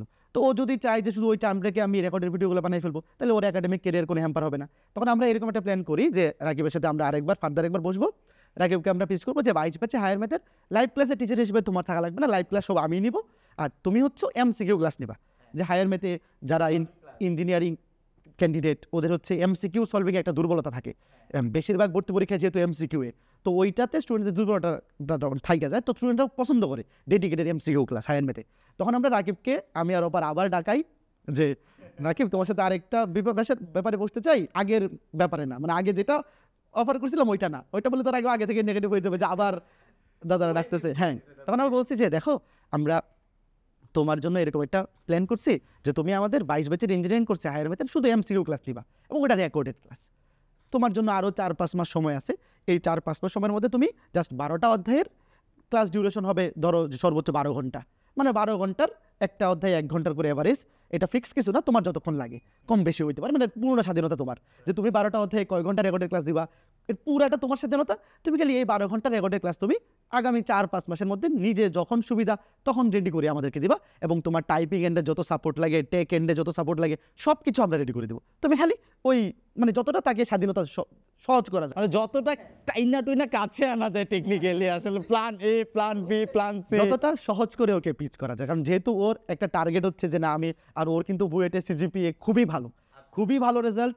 তো এরকম একজন কাউকে আসলে পড়াশোনা, আর ও যদি আমাদের এদিকে আসে, ও যেটা ভাবতেছিল যে আমার পড়াশোনা হ্যাম্পার হবে, বুয়েটের রেজাল্ট খারাপ হয়ে যাবে, এটা তো কোনোভাবে ওকে বুঝতে দেওয়া, মানে এটা তো দেওয়া যাবে না, মানে এটা তো আমরাও হইতে দিতে পারি না। এরকম একটা স্টুডেন্টের রেজাল্ট খারাপ হয়েছে এখানে আসুক, আমরাও তো এটা চাইবো না। তো স্বাভাবিকভাবেই তখন আমরা এই যে এই অফারটা দিই যে তুমি এই 12 ঘন্টার টোটাল ক্লাস 12টা অধ্যায়ের উপর তুমি বানাবা, আগামী 4-5 মাস সময় আছে, যে তোমার পড়াশোনা একাডেমিক ক্যারিয়ার হ্যাম্পার হবে না। তোমার রাকিব ওই জিনিসটা তখন চিন্তা করে যে না আসলে তো এইভাবে হলে তো আমার জন্য ভালো, যে রেকর্ডেড ক্লাস আমি ইচ্ছা মতো সময় দিতে পারলাম, আর যেহেতু টেক এন্ডের সাপোর্টগুলো তারপরে ক্লাস কন্টেন্ট রেডি করার ব্যাপারগুলো সব ভাইয়ারাই রেডি করে দিচ্ছে, তো আমারও তো জিনিসটা স্মুথ হচ্ছে। তখন রাকিব হচ্ছে চিন্তা করে ওই দিন আমরা যখন মিটিং করি, মিটিংয়ের মধ্যেই হচ্ছে রাজি হয়ে যায়। আমরা ভাবছিলাম যে হয়তো সময় নেবে, গিয়েছে রাত্রেবেলা বলে যে দাদা আমি তাহলে একটু চিন্তা করে জানাই।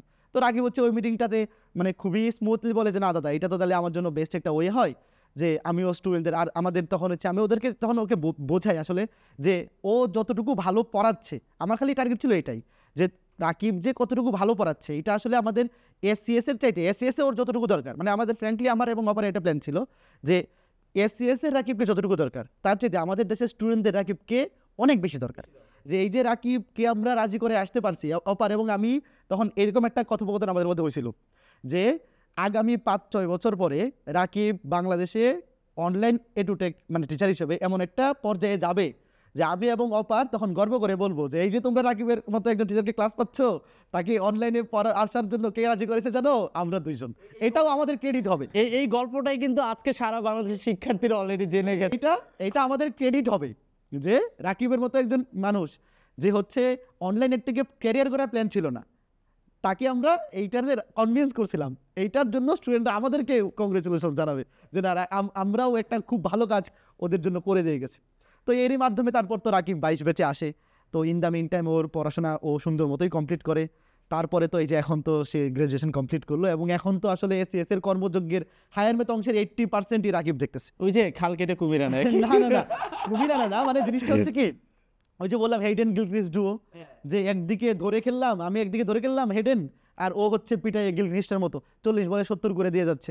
যেই জনরায় 40 বলে 30 করা অনেক টাফ, ওখানে সে 70 করে দিয়ে যাচ্ছে। যেমন আমাদের এখন SCS ফিউচার স্কুলের যে কার্যক্রমগুলো, এই যে 6 to 10 এ রাকিব ব্যাথ এবং ICTর যে কোয়ালিটি ক্লাসগুলো নিচ্ছে, মানে এই ক্লাসগুলো করার পর আসলে আমার মনে হয় শুধু স্টুডেন্টরা না, যারা আমরা ওই লাইফটা পার করে চলে আসছি, আমাদেরও এখন মনে হচ্ছে যে এইভাবে যদি ওই টাইমে বুঝতে পারতাম। এটা আমাদের এই পডকাস্টটা পরবর্তীতে যারা 21, 22, 23 ব্যাচের স্টুডেন্টরা দেখবে, 24 ব্যাচের বা 25 ব্যাচের যারা আমাদের HSC-তে আমাদের ক্লাস পেয়েছে কিন্তু SSC-তে পাই নাই, ওরা নিজেরাও এই জিনিসটা স্বীকার করতে বাধ্য হবে যে রাকিব ভাইয়ের মতো একজন টিচারের ক্লাস যদি আমি 6 to 10 ওই জনরাতে পাইতাম, তাহলে আজকে আমার ম্যাথের ভিত্তিটা হয়তো ইন্টারমিডিয়েটে কোনোভাবেই থাকতো না, বা আমার বেসিকটাই হয়তো অন্য লেভেলে চলে যেত। তো আসলে মানে রাকিব এখন আমাদের SCS এর math department, university batch, engineering batch, academic section এবং ফিউচার স্কুলের যে জার্নিটা আসলে শুরু হচ্ছে, ফিউচার স্কুলে এই পরবর্তী বছর থেকেই যখন স্টুডেন্টরা আরও বেশি, অলরেডি আমি জানি যে স্টুডেন্টদের মধ্যে একটা মানে কথোপকথন চলে গেছে যে আমরা কার ক্লাস করি, রাকিব ভাইয়ের মতো একজনের ক্লাস পাচ্ছে, এবং আমি তো গ্রুপগুলোতে রাকিবের পোস্টে রিভিউ দেখি, বললাম বিলাইক যে এতদিন কিভাবে শিখলাম আর এখন কি শিখতেছি ভাই, এতদিন আপনি কই ছিলেন, এরকম একটা কমেন্ট মানে ফ্লো অলরেডি চলে আসছে। তো আর 2 বছর পরে আসলেই আমি এটা বিশ্বাস করি যে এমন একটা লেভেলে রাকিব যাবে যে ওর ক্লাসের কোয়ালিটি, যে কন্টেন্ট যেভাবে ও স্টুডেন্টদেরকে সার্ভ করতেছে, তো আসলেই আমাদের জন্য এটা গর্বের হবে যে না। প্রসঙ্গ তো আমি টানবই, হচ্ছে অভিদা হচ্ছে এসিএস ফিচার স্কুলের কথা আসবো। আমার একটা প্রশ্ন গলার ভিতরে আটকে আছে অনেকক্ষণ যাবত। হ্যাঁ, আপনাকে জয় করা কিন্তু দিল্লির সিংহাসন জয় করার চেয়ে কম ছিল না। মানে প্ল্যান এ প্ল্যান বি হচ্ছে, এদিক দিয়ে সৈন্য কাজ না করলে এদিক দিয়ে কাজ করবে, এরকম একটা বিষয়। কিন্তু রিজেক্ট কেন করছিলেন এটা আমি জানতে চাই, রিজেক্ট কেন করছিলেন? হ্যাঁ, অভিনয় যখন আমাকে অ্যাপ্রোচ করছে তখন আমি তো বুয়েটের একদম রানিং স্টুডেন্ট। আচ্ছা, যারা বুয়েটের সিএসসি ডিপার্টমেন্টে পড়ে, থার্ড ইয়ারটা হচ্ছে সবচেয়ে কঠিন, হ্যাঁ, মানে অনেক বেশি একাডেমিক প্রেশার থাকে। তো আমি একাডেমিক প্রেশারের পাশাপাশি ওটা কন্টিনিউ করা কতটা আমার জন্য সুবিধাজনক হবে এটা আমি বুঝতে পারতেছিলাম না। হ্যাঁ, আমি একটু ভয়ও পাচ্ছিলাম, আচ্ছা, কারণ আমি কখনোই লাইভে পড়াই নাই। ক্যামেরার সামনে এসে পড়ানো তো দূরের কথা, আমি স্ক্রিনে লিখে লিখে রেকর্ড করে ফস দিয়ে দেন রেকর্ড করতাম। আচ্ছা, তখন অভিদাদা, অপার ভাইয়া, ওনারা যারা আসছে ওনারা হচ্ছে পুরো বাংলাদেশ জয় করে ফেলছে। হ্যাঁ, মানে এসিএস দিয়ে পুরো বাংলাদেশ জয় করে বলছে, ওনাদের পাশে গিয়ে আমি ক্লাস নিব, মানে আমি তো ভেবেই আমি দাদাকে ফোন দিয়ে বলছি, দাদা আমার না একটু টাইম লাগবে, আমার একটু প্রিপারেশনের জন্য টাইম লাগবে, এরকমটা বলতে চাচ্ছি। তো আমি প্রিপারেশন মানে ওইভাবেই যাতে প্রিপারেশনের জন্য টাইমটা নিতে পারি। পরে দাদারা ওইভাবেই অ্যাপ্রোচ করতে হচ্ছে, তাহলে তুমি রেকর্ডেড ক্লাসগুলাই দাও, তোমার সুবিধা মতো সময়, তোমার ভ্যাকেশনের টাইমে তুমি ওগুলো করে দিও। তো আমি ওইভাবে করছি। আর তখন আমি রেকর্ডেড ক্লাসগুলো কিন্তু নিচ্ছিলাম, আমি লাইভে কমফোর্টেবল না হলেও রেকর্ডেড ক্লাসগুলো তোমায় নিচ্ছিলাম। ইঞ্জিনিয়ারিং ব্যাচে নেওয়া হয়েছে। আর 22 ব্যাচের এইচএসসি পরীক্ষার আগে আমি আরেকটা নামাই, এইচএসসি ফাইনাল রিভিশন ব্যাচ। আচ্ছা, এরকম যেটা নামে দাদা, আরে ফাইনাল একটা ছিল একটা, হ্যাঁ ফাইনাল রিভিশন প্লেলিস্ট ছিল, ওটার সাথে অনেকটা মিলে গেছি কিন্তু। তো ওইটাও খুব পপুলার হয়ে যায় স্টুডেন্টদের মাঝে, তখন আমি কনফিডেন্স পাচ্ছি। আজকে কিন্তু একটা প্রশ্ন কিন্তু আরো পপুলার হয়ে যাবে, সেটা হচ্ছে রাকিব ভাই কেন অভিদাকে রিজেক্ট করছিল? এটা কিন্তু এখন ঘরে ঘরে শিক্ষার্থীদের মাঝে প্রশ্ন চলে আসবে, সেই উত্তরটা কিন্তু আমরা অলরেডি জেনে গেছি, কিন্তু এটা কিন্তু এখন মাস্টার প্রশ্ন, রিজেক্ট কেন করছিল? আচ্ছা, তারপর আমি এইচএসসি 22 ব্যাচের জন্যই ফ্রিতেই একটা কোর্স আমার ইউটিউবে, আচ্ছা, ফাইনাল রিভিশন কোর্স, ম্যাথমেটিক্সের 12টা চ্যাপ্টার ছিল, 12টা চ্যাপ্টার আমি ফ্রিতেই স্ক্রিনে লিখে রেকর্ডেড ক্লাস করে কভার করে দিলাম। ওটাও খুব পপুলার হয়ে গেছিল, অ্যান্ড স্টুডেন্টরা অনেক রিভিউ দিচ্ছিল যে ভাইয়া আপনার ক্লাস করে ম্যাথস অনেক ভালো করছি। তখন আমি কনফিডেন্সটা পাচ্ছিলাম, দাদাকেও বলতেছিলাম, দাদা আমাকে বলতেছিল, আমি বলতাম দাদা আমাকে আরেকটু টাইম দেন, আমি একটু নিজেকে প্রিপেয়ার করি, নাহলে তো আপনাদের সাথে দাঁড়ানো বলবেন যদি অন্য কিছু। আচ্ছা আচ্ছা, কিন্তু উনি তো বলছে যে উনি রত্ন ধরে নিয়ে আসছে, আমি কনফিডেন্সটা পাচ্ছি। আচ্ছা, হ্যাঁ, তো 22-এর ইঞ্জিনিয়ারিং এর ক্লাস নিলাম, ওরা পছন্দ করতেছিল। আরেকটা টার্নিং পয়েন্ট হচ্ছে আমি 22-এর ভার্সিটি ব্যাচে একটা কোর্স নাম আমি নিজে থেকে, আমার প্রথম কোর্স, সেটা হচ্ছে তখনও আমার ইউটিউব কিন্তু 1 লাখ সাবস্ক্রাইবার হয়ে গেছে, 0 থেকে 1 হয়েছে, তখনও আমি নিজে থেকে কোনো কোর্স 1 লক্ষ ম্যাথ অ্যান্ড সায়েন্স নার্স, তাই না? হ্যাঁ, 0 থেকে 1 লাখ সাবস্ক্রাইবার, 1 লক্ষ সাবস্ক্রাইবার, তখন কিন্তু আমি কোনো আলাদা করে পেইড কোর্স নামাই নাই, কিংবা আমি ইউটিউব থেকে এখন পর্যন্ত মানে কোনো রেভিনিউ নেই, এক টাকাও আয় করে নেই। তো 1 লাখ সাবস্ক্রাইবার হওয়ার পর 22 ব্যাচের জন্য আমি একটা কোর্স নামাই, ওটাও রেকর্ডেড কোর্স ছিল। আমি লাইভ আসতে একটু ভয় পাচ্ছিলাম, আচ্ছা, ওইটার কারণে আসলে দাদা রিজেক্ট করা আনছি। ও দাদাকে রিজেক্ট করা আর কি, দাদা মানে এইভাবে কেউ বলে? আচ্ছা, আমার খুব জানতে ইচ্ছা করতো না, আমি এবং অপার মানে মেইনলি আমাদের টিচার এগ্রিগেশন যখন হয় ম্যাক্সিমাম ক্ষেত্রে অপারই অ্যাপ্রোচ করে, মাঝে মধ্যে আমিও ওর সাথে যাইতাম। তো আমি এবং অপার দুইজন মিলে কোনো টিচারকে প্রপোজ করে প্রথম রিজেকশনটা রাকিবের থেকেই পাইছি। আর কখনো মানে হতবাক হওয়ার মতো সিচুয়েশন না, হতবাক না, মানে ওর রিজনটাও তো আমরা শোনার পরে না ঠিক আছে, যেহেতু ওর একাডেমিক একটা প্রেশার আছে, বাট প্রথম রিজেকশনটা রাকিব থেকেই আসছে আর কি। বাকিরা সবাই মোটামুটি প্রথমবারেই যাদেরকে তখন পর্যন্ত যাদেরকে নেওয়ার জন্য প্ল্যান করা হয়েছে সবাই রাজি ছিল আর কি। বিষয়টা কেমন লাগছে তখন আর কি, অনুভূতি কি ছিল? খারাপ লাগেনি, আমরা যখন মানে তখন রাকিবের একাডেমিক রেজাল্ট কেমন আগে থেকে তো জানতাম না আমরা, তখন ওর থেকে যখন শুনলাম যে ওসিএসসিতে এত ভালো একটা রেজাল্ট, ওর সিজিপিএ এবং বইটা ভালো রেজাল্ট করার জন্য কিন্তু একাডেমিকে এইচএসসিতে আমরা যেরকম রেগুলারিটি মেনটেন করে পড়াশোনা করি, ওখানেও মোটামুটি রেগুলারিটি মেনটেন করতে হয়, মানে কোনোভাবে যদি একটা হ্যাম্পার হয়ে যায় যে 1 উইক ভালো মতো বললাম না 2 উইক, তাহলে দেখা যাবে সিটির মার্কস কমে যাবে, কমে গেলে আবার ফাইনাল রেজাল্টে সেটা এফেক্ট করে। তো আমরাও ভালোভাবে নিচ্ছি যে না, ও যেহেতু পজিটিভ, ও যেহেতু এটার দিকে ফোকাস, তাহলে ওটাকে কোনোভাবে হ্যাম্পার করে এরকম কোনো প্রপোজাল ওকে দেওয়া যাবে না। কিন্তু হাল ছাড়েন না, তারপরে আমরা ওই যে এরকম পরবর্তী যে রেকর্ডের ক্লাসে প্রপোজালটা দিলাম যে এইটা হচ্ছে ওর জন্য পারফেক্ট একটা প্রপোজাল, যে ও যেই জন্য আমাদের রিজেক্ট করছে ওই রিজনটাকে সে হ্যাম্পার করবে না। ওই আমরা এরকম একটা প্রপোজাল নিয়ে গেলাম, তারপর তো বাকিটা রাকিব ভাই আর এইচএসসি 22-এ আমি একটা কোর্স নামাই, হ্যাঁ এটা রেকর্ডেড ছিল সিটি প্লাস গুড ট্রেড থেকে, আচ্ছা জিএসটি হ্যাঁ আচ্ছা। এর জন্য। তো ওটাতে মানে আমি ওটা আমার প্রথম পেইড কোর্স, আচ্ছা তো ওটাতে আমি নিজেই কোর্স নিতাম, নিজেই এডিট করতাম, নিজেই সব আপলোড করতাম, নিজেই মার্কেট অলরাউন্ডার, হচ্ছে অলরাউন্ডার রাকিব স্যার। সবকিছু করার পর আমি দেখলাম যে জাস্ট 2 মাসে ওই কোর্সটা 5,000 মানুষ জয়েন করতে, 5,000 মানুষজন ঘুরতে 5,000 2 মাসে পেইড কোর্স। এবং এখানে আমি একটা কথা বলবো, রাকিব যখন প্রথম কোর্সটা নামায় মানে তখন আমি এবং অপার যখন কোর্সটা নামাইছে অ্যানাউন্সমেন্ট করছে তখন স্টুডেন্ট ভর্তি হওয়া শুরু হয় নাই। আমি এবং অপার খুবই খুশি কারণ হচ্ছে কি রাকিবের যে জনপ্রিয়তাটা কতটুকু এটা কিন্তু তখন সে আজ করতে পারতেছে না। মানে একজন টিচার যদি আজ করতে পারে যে স্টুডেন্টরা তাকে কতটুকু পছন্দ করতে পারতেছে, তাহলে কিন্তু কাজ করার স্পিরিটটা অনেক বেড়ে যায়। তো রাকিবের যেহেতু তখনও সব ফ্রি ক্লাস, তো ফ্রি ক্লাসে কমেন্ট ভালো আসলেও তো সে তখন ওইভাবে চিন্তা করতে পারতেছে না যে আমার জনপ্রিয়তাটা কতটুকু বা আমাকে কতটুকু পছন্দ করতে পারতেছে। তো তখন যখন ও একটা পেইড কোর্স নামায় তখন আমি এবং আবার খুশি, কারণ এই যে ও যদি টার্গেট করে থাকে যে আমার এই কোর্সে 200 জন ভর্তি হবে, তাহলে এখানে ভর্তি হবে মিনিমাম 2,000। যদি ও এটা প্ল্যান করে থাকে 500 ভর্তি হবে 5,000, কারণ ওর কন্টেন্টের জনপ্রিয়তা এবং ওর কন্টেন্টের আসলে ডেপথটা কতটুকু স্টুডেন্টরা পছন্দ করতেছে এটা আমরা তখন আগে থেকে বুঝতে পারতেছি। মানে জিনিসটা হচ্ছে এরকম যে 6 মাস আগে থেকে বুঝতে পারতেছি যে 6 মাস পরে রাকিব বুঝতে পারবে কতটুকু হবে যাবে। তখন আমি এবং আবার খুশি যে এইবার রাকিব বুঝতে পারবে যে ও আসলে কতটা জনপ্রিয় এবং স্টুডেন্টরা ওকে কতটা পছন্দ করে। তো এইটা হলে হবে কি যে ও এই দিকে ক্যারিয়ার গড়ার ক্ষেত্রে আসলে পাস করার পরে এদিকে ক্যারিয়ার করবে কি করবে না, এটা একটা ডিসিশন নেওয়ার ক্ষেত্রে এটা একটা পজিটিভ ফোর্স হবে যে স্টুডেন্টরা এতটা পছন্দ করতেছে। এবং এখানে আসলে এই মানে আমরা তো আমাদের লাইফে তো আমরা যেই প্রফেশনেই থাকি না কেন আমাদের তো একটাই টার্গেট যে যত বেশি মানুষকে হেল্প করা যায় বা যত বেশি মানুষ আমার থেকে বেনিফিটেড হবে, সেটাই তো আমাদের একমাত্র টার্গেট হওয়া উচিত। তো এই যে রাকিব এখানে যে যত মানুষকে সার্ভ করতে পারবে এবং স্টুডেন্টরা ওকে পজিটিভলি নেবে, অন্য কোনো জবে তো এটা পাবে না। সে ইঞ্জিনিয়ারিং যত চাকরি করুক না কেন এইভাবে কিন্তু ম্যাসিভ একটা ইম্প্যাক্ট রাখা সম্ভব না। তখন আমি এবং আবার খুশি যে এইবার রাকিব যখন দেখবে যে ওর জনপ্রিয়তাটা কোন লেভেলে, আমি রাকিবকে একটা যদি জিজ্ঞাসা করবো যে তুমি যে কোশ্চেন নামাইছিলাম 5,000 স্টুডেন্ট হয়েছিল, 5,000 তুমি প্রথম আমি কত হবে এক্সপেক্ট করে তোমার এক্সপেকটেশন কেমন ছিল? সর্বোচ্চ হয়তো 1,000 হবে, মানে 1,000ও অনেক বেশি ছিল। কারণ আমি তো বুয়েটে যখন ভর্তি হই তখন টিউশনি করায় মাসে 50-60 হাজার টাকা ইজিলি কামাইতে পারতাম, মানে ওটা কন্টিনিউ করতেছিলাম আর কি। তখন কোভিড আসছে তখন ওই টিউশনগুলো আমি ছেড়ে দিই, ইউটিউবে জাস্ট ওই ভিডিও বানাচ্ছিলাম। 0 থেকে 1 লাখ সাবস্ক্রাইবার হয়েছে, তখনও কিন্তু আমি টাকা পয়সা রোজগার করতেছিলাম, মানে একটা ফিনান্সিয়াল অবস্থা একটু খারাপ ছিলই। তো আমি দেখছিলাম ওই কোর্সে হয়তো ভালো পরিমাণ একটা টাকা উঠে যাবে, এত পরিমাণ আমি কিভাবে কল্পনা করতে পারি। শুধু তাই না, মানে ফিনান্সিয়াল একটা ব্যাপার তো অবশ্যই আছে, মানে এত মানুষের উপকার করতে পারতেছি এইটা আসলে আমি ভেবে মানে তখন আমার মানে পুরো ডিসিশনটা চেঞ্জ হয়ে যায়। পুরো কোর্স শেষের ফিডব্যাক কেমন ছিল? খুবই ভালো, ওখান থেকে অনেকগুলো ভার্সিটিতে প্রথমও হয়েছে এরকম, বাহ মাশাআল্লাহ, হচ্ছে জাহাঙ্গীরনগরের প্রথম হয়েছে, জাহাঙ্গীরনগর টপ 10-এ ঢুকছিল। বুয়েটে অনেকে আসছে, যেটা অলরেডি আপনি বলে ফেলেছেন যে ও আপনি তো আপনার কোর্স করে আসলে বুয়েটে আসছি, মানে কি ওটা না, ওটা ভার্সিটি প্লাস গুচ্ছের জন্য ছিল, তো ওটা বুয়েট প্রিলিমিনারি। আর কোনো না কোনোভাবে তো তাকে পুশ করছে, তাকে ওই সময়টাকে এসে তাকে সাপোর্ট দিয়েছে।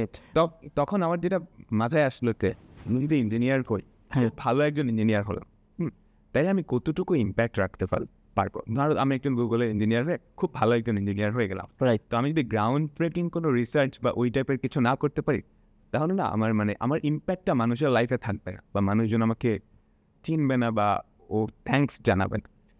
তো কিন্তু এই যে পড়ানোটা, টিচিং যে প্রফেশনটা, এখানে কিন্তু আমরা প্রতিদিনই হাজার হাজার লক্ষ লক্ষ মানুষের শিক্ষার্থীর কানেক্টেড হচ্ছে, হ্যাঁ ডিরেক্টলি ইম্প্যাক্ট ফেলতেছে, ওদের পড়াশোনা থেকে শুরু করে ওদের লাইফস্টাইল সব কিছুতেই। তখন আমি মানে আমার ডিসিশনটা একটু চেঞ্জ হয় যে আমরা এটাকে ক্যারিয়ার হিসেবে নিতে পারি। তারপর তো ওই দাদা এরপর আমরা রাকিবকে আবার অ্যাপ্রোচ করি নতুন করে। ইন দ্য মিন টাইম কিন্তু এই যে 21 ব্যাচের বুয়েটের রেজাল্ট হয়ে গেছে এবং রাকিব যেটা বললো শুরুতেই যে তখন ও রানিং অবস্থায় স্টুডেন্ট থাকা অবস্থায় বুয়েটে 600 700 800 স্টুডেন্ট ওর প্লেলিস্ট করে আসে, ওগুলো ফ্রি প্লেলিস্ট ছিল। তার মধ্যে আবার 22 ব্যাচে যেখানে ও রেকর্ডেড ক্লাস নিয়েছিল, আমরা অ্যাপ্রোচ করার পর যেটাতে রাজি হয়েছিল প্রজেক্টটাতে, তো 22 ব্যাচেরও তখন মোটামুটি রেজাল্ট হয়ে গেছে অনেকগুলো বিশ্ববিদ্যালয়। তো ওখানেও মানে ও যে পরিমাণ সারা পাইছে, এবং 22-এর ওই যে ভার্সিটির যে MCQ ও আলাদা পেন বেস্ট লঞ্চ করছিল। তো এই সারা পাওয়ার পরে আসলে ওর মধ্যে ওই যে এই জিনিসটা যে না এটাকে ক্যারিয়ার হিসেবে নেওয়া যায়, মানে আর্থিক স্বাবলম্বীর মানে একটা সাপোর্টের পাশাপাশি এই যে স্টুডেন্টদের যে এই ভালোবাসাটা, মানে বর্তমানে আমরা যে জিনিসটা পাই আসলে মানে এইটা ইনসেইন, এটা কোনো অন্য কোনো প্রফেশনে আমরা মনে হয় না সম্ভবই ছিল না। আমরা এখন কোথাও গেলে এই যে কয়েকদিন আগে আমরা, কয়েকদিন বলতে আরও মোটামুটি 1 বছর আগে আমরা যখন চট্টগ্রামের সিআরবিতে যাই, তো সিআরবিতে আমরা যখন যাই স্টুডেন্টদের সাথে মিট আপ করতে, আমাদের প্ল্যান ছিল এরকম যে 40-50 জন স্টুডেন্ট আসবে, সবাইকে আমরা ফুচকা বা ওখানে আমরা প্ল্যান করতেছিলাম, আমি অপার সঞ্জয় দা বা সাকিব প্ল্যান করতেছিলাম যে ওখানে কিছু কি খাবার কিনতে পাওয়া যায়, যে আমরা যেহেতু পোস্ট দিচ্ছি যে ওখানে যাবো তোমরা কেউ দেখা করতে চাইলে আসতে পারো। তো স্টুডেন্টদেরকে আমরা ফুচকা বা দই বা আইসক্রিম টাইপের কিছু পাইলে ওদেরকে খাওয়াই দিত। তো যাওয়ার পরে গিয়ে দেখি ওখানে 4-5 হাজার স্টুডেন্ট। 4-5 হাজার মানে এটা 4-5 হাজার হবে কিনা আমি শিওর না, কিন্তু মানে দাঁড়ানোর জায়গা নাই। মানে আমরা যে নামছি, নামার পরে স্টুডেন্টরা বি লাইক যে কেউ সেলফি তুলতেছে, মানে কেউ হাত টাচ করে বলতে দাদা আপনার, মানে এত ভিড় যে কেউ শুধু হাত টাচ করে চলে যাচ্ছে, দাদা আপনার সাথে একটা মানে টাচ করতে পারছে, এটাই আমার লাইফে একটা বিশাল। এবং মানে ওইটার ভিডিও ক্লিপ পেলাম, মানে আমার হচ্ছে লাইফে রাকিবও ওখানে ছিল না, রাকিব ওটাতে ছিল না, কিন্তু পরবর্তীতে এই এক্সপিরিয়েন্স রাকিবেরও হয়েছে। তো আমার হচ্ছে এই সিআরবির এই এক্সপিরিয়েন্সটা হওয়ার পরে মনে হয়েছে যে না এইটা লাইফে একটা মানে এরকম ভালোবাসা আসলে পাওয়া যায় পড়াই, মানে এইটা আসলে ইনসেন লেভেল। এরপর থেকে মানে মনে হয়েছে যে না এই কাজটা যতদিন বাইচে আছি ততদিন কন্টিনিউ করা যায়, মানে এই পড়ানো আসলে ছাড়া যায় না। আপনারাও জানেন না যে আপনারা কত কোটি কোটি কত মানে কত শিক্ষার্থীদের মাঝে পৌঁছে গেছেন। স্টুডেন্টরা তখন জাস্ট লাইক এরকম, মানে আমরা তো আশা করি যে স্টুডেন্ট আমাদের ক্লাস পছন্দ করবে, দেখা হইলে সেলফি তুলবে, এতটুকু মানে এমনি একটা অবচেতন মনেই হ্যাঁ থাকে। কিন্তু স্টুডেন্টরা এসে মানে ভিড়ের মধ্যে যে দাদা মানে কেউ এত ভিড়ের মধ্যে ও সেলফি তুলতে পারতেছে না, জাস্ট টাচ করতেছে, যে পিছন থেকে দাদা স্পর্শ করে গেলাম, দাদা দোয়া করেন আমাদের জন্য দোয়া করেন, আমরা ক্লাস করি, আপনার ক্লাস করার পরে পরীক্ষায় ভালো করতেছি, মানে মন থেকে থাকে না যে একটা মানুষের সাথে যখন সামনাসামনি কথা বলি, মানে সে মন থেকে একদম মানে আমার প্রতি ডেডিকেটেডলি বলতেছে যে দাদা আমি কৃতজ্ঞ। এটা তো মানুষের আসলে ফেস দেখেই বোঝা যায়।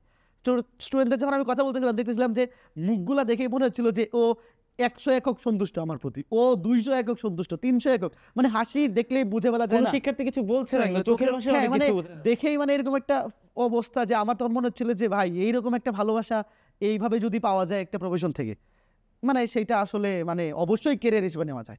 তো এরপরে ওখানের পরে আমরা একবার রাজশাহীতে গেছিলাম, ওখানেও রাজশাহীতে রাকিব ছিল, ওটা রাকিব থেকেও শুনতে পারেন, এবং ময়মনসিংহে গেছি, সামনে অন্যান্য জায়গাগুলোতেও যাওয়ার ইচ্ছা আছে।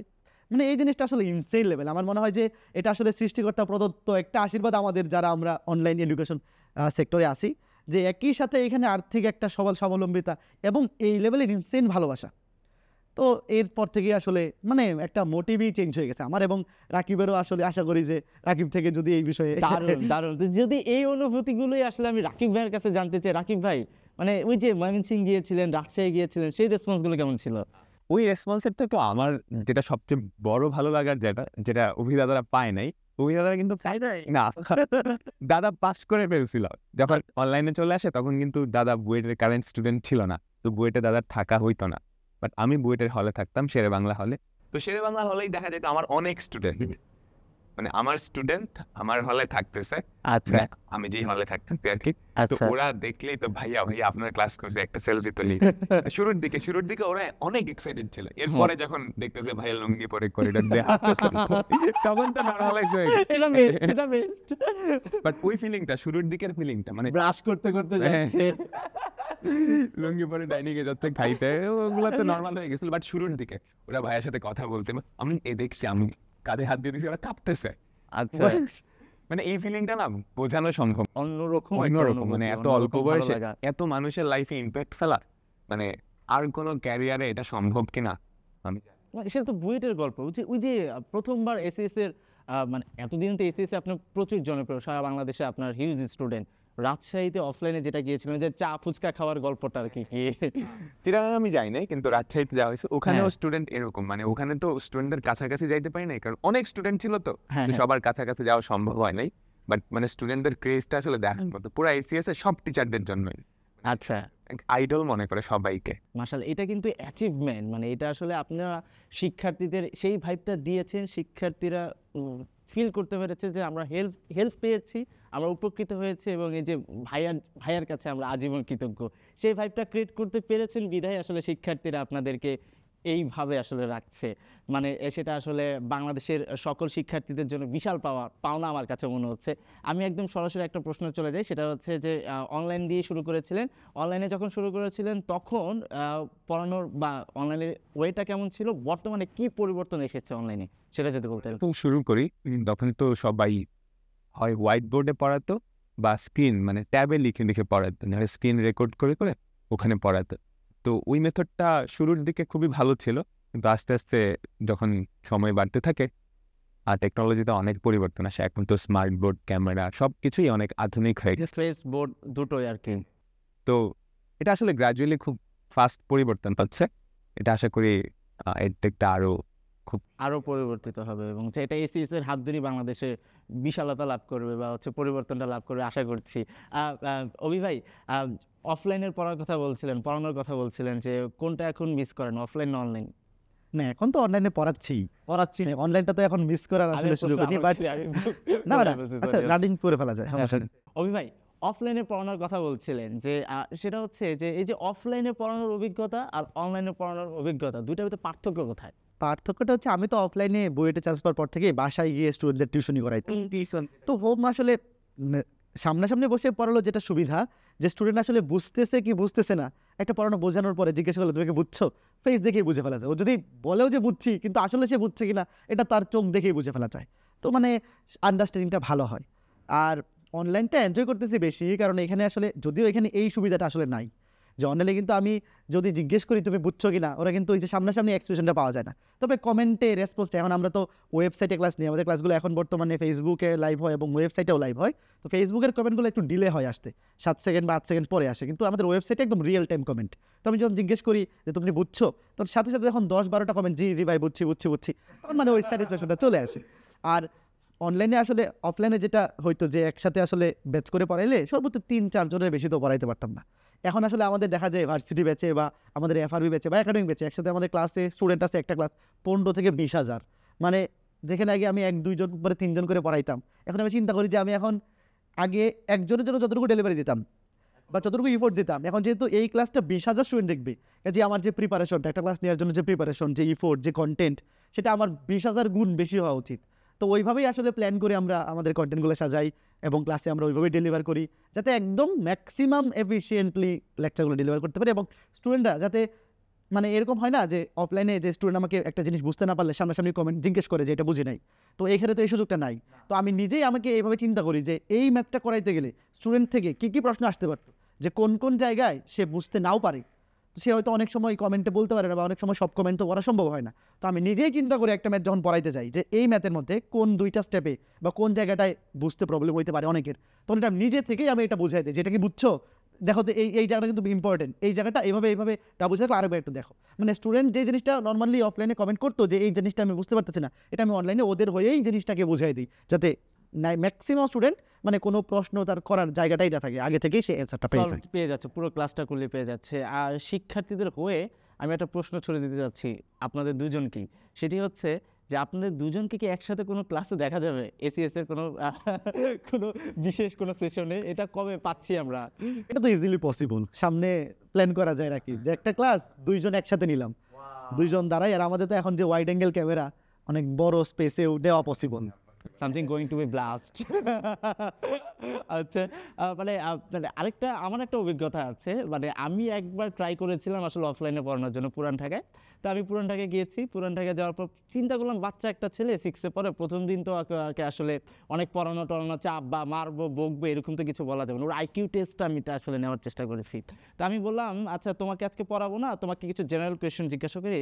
আচ্ছা ধরো তুমি জঙ্গলের রাস্তা দিয়ে হাইটা যেতেছো, হঠাৎ তোমার সামনে আসলো একটা বাঘ, তখন তুমি কি করবা? তো পুরান ঢাকা ছিল, স্যার আমি জঙ্গলের রাস্তা দিয়ে যখন হাইটা যাবো হঠাৎ বাঘ এলে তো আমি নগদ চগদ গাছে উঠে যাবো গা। তো আমি কইলাম বা ভেরি গুড, ওর মাথায় তো বুদ্ধি আছে যে বাঘ যদি আসলে আইসা পড়ে তাহলে আমি গাছে উঠে যাবো গাছ। মানে আমি বললাম আচ্ছা ধরো বাঘটাও এবার গাছে লাফ দিছে, তখন তুমি কি করবা? বলো স্যার কোনো সমস্যা নাই, বাঘ যদি গাছে উঠবার চায় আমি নগদ চগত আবার ডাঙায় লাফ দিব। আমি বললাম বাহ ভেরি গুড, ওর মাথায় ইনস্ট্যান্ট বুদ্ধি আছে, মানে আইকিউ খুব ভালো আসলে, ওরে পড়ানো যায় যে ও আসলে ইনস্ট্যান্ট আবার কি করবে, ডাঙায় লাফ দিবে। আচ্ছা আমি বললাম ধরো বাঘটা এবার ডাঙায় লাফ দিয়ে তোমার দৌড়াইতে দৌড়াইতে নিয়ে গেলো, জঙ্গলের ভিতরে নিয়ে গেলো, তখন তুমি কি করবা? বলতে স্যার আমি একটা আশেপাশে একটা দিঘি বা হচ্ছে পুকুর টুকুর খুঁজবো, যাতে আমি পুকুরে লাফ দিলে, পানিতে লাফ দিলে অন্তত অন্তত অন্তত কি করবে, বাঘটা আসলে আমাকে ধরতে না পারবে, কারণ বাঘ তো সাঁতার পারে না। আমি তো বাঘ তো সাঁতার পারে, বাঘ সাঁতার পারে। অনেক প্রজাতির আছে, কিছু প্রজাতির বাঘ কুমিরও ধরে ফেলে। বাঘ যারা হচ্ছে যে হান্টার টাইপের বাঘ, ওরা কিন্তু কুমিরও শিকার করে ফেলে পানিতে নাইমা। এই তো জানতাম না। ও আমার তো রেগে গেছে, রেগে যা বলতে স্যার সত্য করে বলেন আপনি আমার পক্ষে না বাঘের পক্ষে? আপনি তো দেখি আমার মাইরেই ছাড়বেন। মানে আমার আসলে ওর মার কাছে বিচার চলে গেছে, স্যার আমারে মারতে চায়, স্যার আমাকে মানে এই স্যারের কাছে পড়া যাবে না, এই স্যার আমাকে হচ্ছে অ্যারেঞ্জমেন্ট করতেছে। তো এরকম অভিজ্ঞতাই আসলে চলছিল। তো এসিএস ফিউচার স্কুল যেটা আসলে অলরেডি আসলে শিক্ষার্থীদের মাঝে পৌঁছে গেছে এবং শিক্ষার্থীরা ভীষণভাবে হচ্ছে পজিটিভলি গ্রহণ করছে। এসিএস ফিউচার স্কুল যেহেতু স্কুল লেভেল 6 to 10 আমরা যেটাকে বলে থাকি, তো এই যে এইটার প্ল্যানটা কিভাবে আসলো আর এইটার আপডেটটা কি, যদি আমাকে অভিদা বলতেন। দাদা বলেন। ফিউচার স্কুল নিয়ে আমাদের প্রথম প্ল্যানটা আসলে এইভাবে আসে, অপারের সাথে আমার যখন কথা হইতো যে আমরা তো 11, 12 এবং অ্যাডমিশন পড়াচ্ছি, তো একটা স্টুডেন্ট যদি ক্লাস 10 পর্যন্ত তার বেসিক যদি খুবই উইক থাকে, তাকে কিন্তু আসলে 11, 12-এ খুব বেশি রিসেভ করার অপশন থাকে না, মানে সুযোগটা কম। কিন্তু আমরা একটা স্টুডেন্টকে যদি 6 থেকে 10 এই মডিউলটাতে যদি তাকে আমরা পারফেক্ট এই যে ম্যাথমেটিক্যাল রাকিব যে ক্লাসগুলো নিচ্ছে বা এই কোয়ালিটির এডুকেশন যদি দিতে পারি, তাহলে কিন্তু একদম তাকে ওই যে থাকে না যে বেসমেন্ট, একটা বিল্ডিংয়ের যে বেসমেন্টের যে গুরুত্ব, উপরের একটা ফ্লোর বানানো অনেকটা ইজি, যে একতলা দুতলা উঠে গেল। ইন্টারমিডিয়েটটা হচ্ছে কাইন্ড অফ এরকম যে তার বেসমেন্ট হয়ে গেছে, এখন খালি একতলা দুতলা আমি উঠাইতেছি। কিন্তু এই যে বেসমেন্টটা যাদের একদম উইক হয়ে যায় 6 থেকে 10, তাই কিন্তু আসলে আমরা চাইলেও তার সব জায়গায় পৌঁছতে পারি না, কারণ ওই ব্যাকআপ দেওয়াটা টাফ হয়ে যায়। তো এই জন্যই প্রথমে থেকেই আসলে প্ল্যান আস্তে ধীরে আমাদের কথোপকথনের মধ্যে আসতে থাকতো যে আমাদের আসলে 11, 12 আমরা অ্যাডমিশন নিয়ে তো কাজ করছি, সামনে পরবর্তীতে এরকমও একজন মানে এরকম শুরু করা যায় কিনা। তো তখন আসলে প্ল্যান চলতেছিল, তো তখন পারফেক্ট আসলে তখন এই যে Rakib in the meantime pass করে গেল এবং আমাদের ওহি জয়েন করলো। তো এই রাকিব এবং ওহি এই দুজন হচ্ছে পারফেক্ট দুজন মানুষ যারা ফিউচার স্কুল নিয়ে এখন পারফেক্ট ওয়েতে কাজ করতেছে। আমার মনে হয় এটা রাকিবই ভালো উত্তর দিতে পারবে, তবে আমি সোফার যতটুকু ইমপ্রুভমেন্ট দেখতেছি ফিউচার স্কুলে 6 to 10 ভার্সনে ওরা যেই ক্লাসগুলো নিচ্ছে, আমার মনে হয় জাস্ট আর 1 বছর হচ্ছে ম্যাক্সিমাম, মানে 1 বছর পরে একটা বুম হবে। মানে বাংলাদেশের এই বর্তমান এডুকেশন যে স্ট্রাকচারটা, বিশেষ করে মানে ফিজিক্স, কেমিস্ট্রি, বায়োলজি মানে সায়েন্সের যে সেগমেন্টটা এবং হায়ার ম্যাথের যে সেকশনটা, এই সেকশনটাতে একটা বুম আসবে এবং পরবর্তী প্রজন্ম আসলে এই ম্যাথমেটিক্যালের যে একটা ভয়, যে ম্যাথে দুর্বলতার কারণে আমি সামনে সায়েন্স নিতে পারতেছি না বা সায়েন্স নেওয়ার ক্ষেত্রে একটা ভয় ভীতি কাজ করে, এই ভীতিটা আর থাকবে না। মানে তখন হচ্ছে যে তার যদি পড়াশোনা করার আগ্রহ থাকে, তাইলে তার কাছে একদম বিশ্বসেরা কন্টেন্ট আছে, যেটা আমরা পাই নাই। আমি এরকম একটা স্কুলে পড়ছি, সত্যি কথা বলতে আমার স্কুলে হায়ার ম্যাথের কথা তো বললাম বা ম্যাথের কথা, যে খুবই ভালো টিচার ছিলেন, কিন্তু আমার স্কুলে ফিজিক্স এবং কেমিস্ট্রির জন্য কোনো টিচারই ছিলেন না অনেস্টলি। এবং বায়োলজির টিচার ছিলেন, দেখা যদি এরকম হইতো যে হায়ার ম্যাথের টিচার কোনোদিন ফিজিক্স ক্লাস দিচ্ছে বা বায়োলজি টিচার কোনোদিন কেমিস্ট্রি ক্লাস দিচ্ছে, বাট ওই সাবজেক্টের জন্য ডেডিকেটেড কোনো টিচার ছিলেন না। তো দেখা যেত কি যে ফিজিক্স কেমিস্ট্রিগুলো আমাদের নিজেদের রিডিং করে বোঝা লাগতো। তো নিজেদের যখন একটা সূত্রের প্রতিপাদন নিজে রিডিং করে বুঝতাম, বা কেমিস্ট্রির এই জারণ বিজারণ আমি প্রথমবার নিজে রিডিং করে বুঝতাম।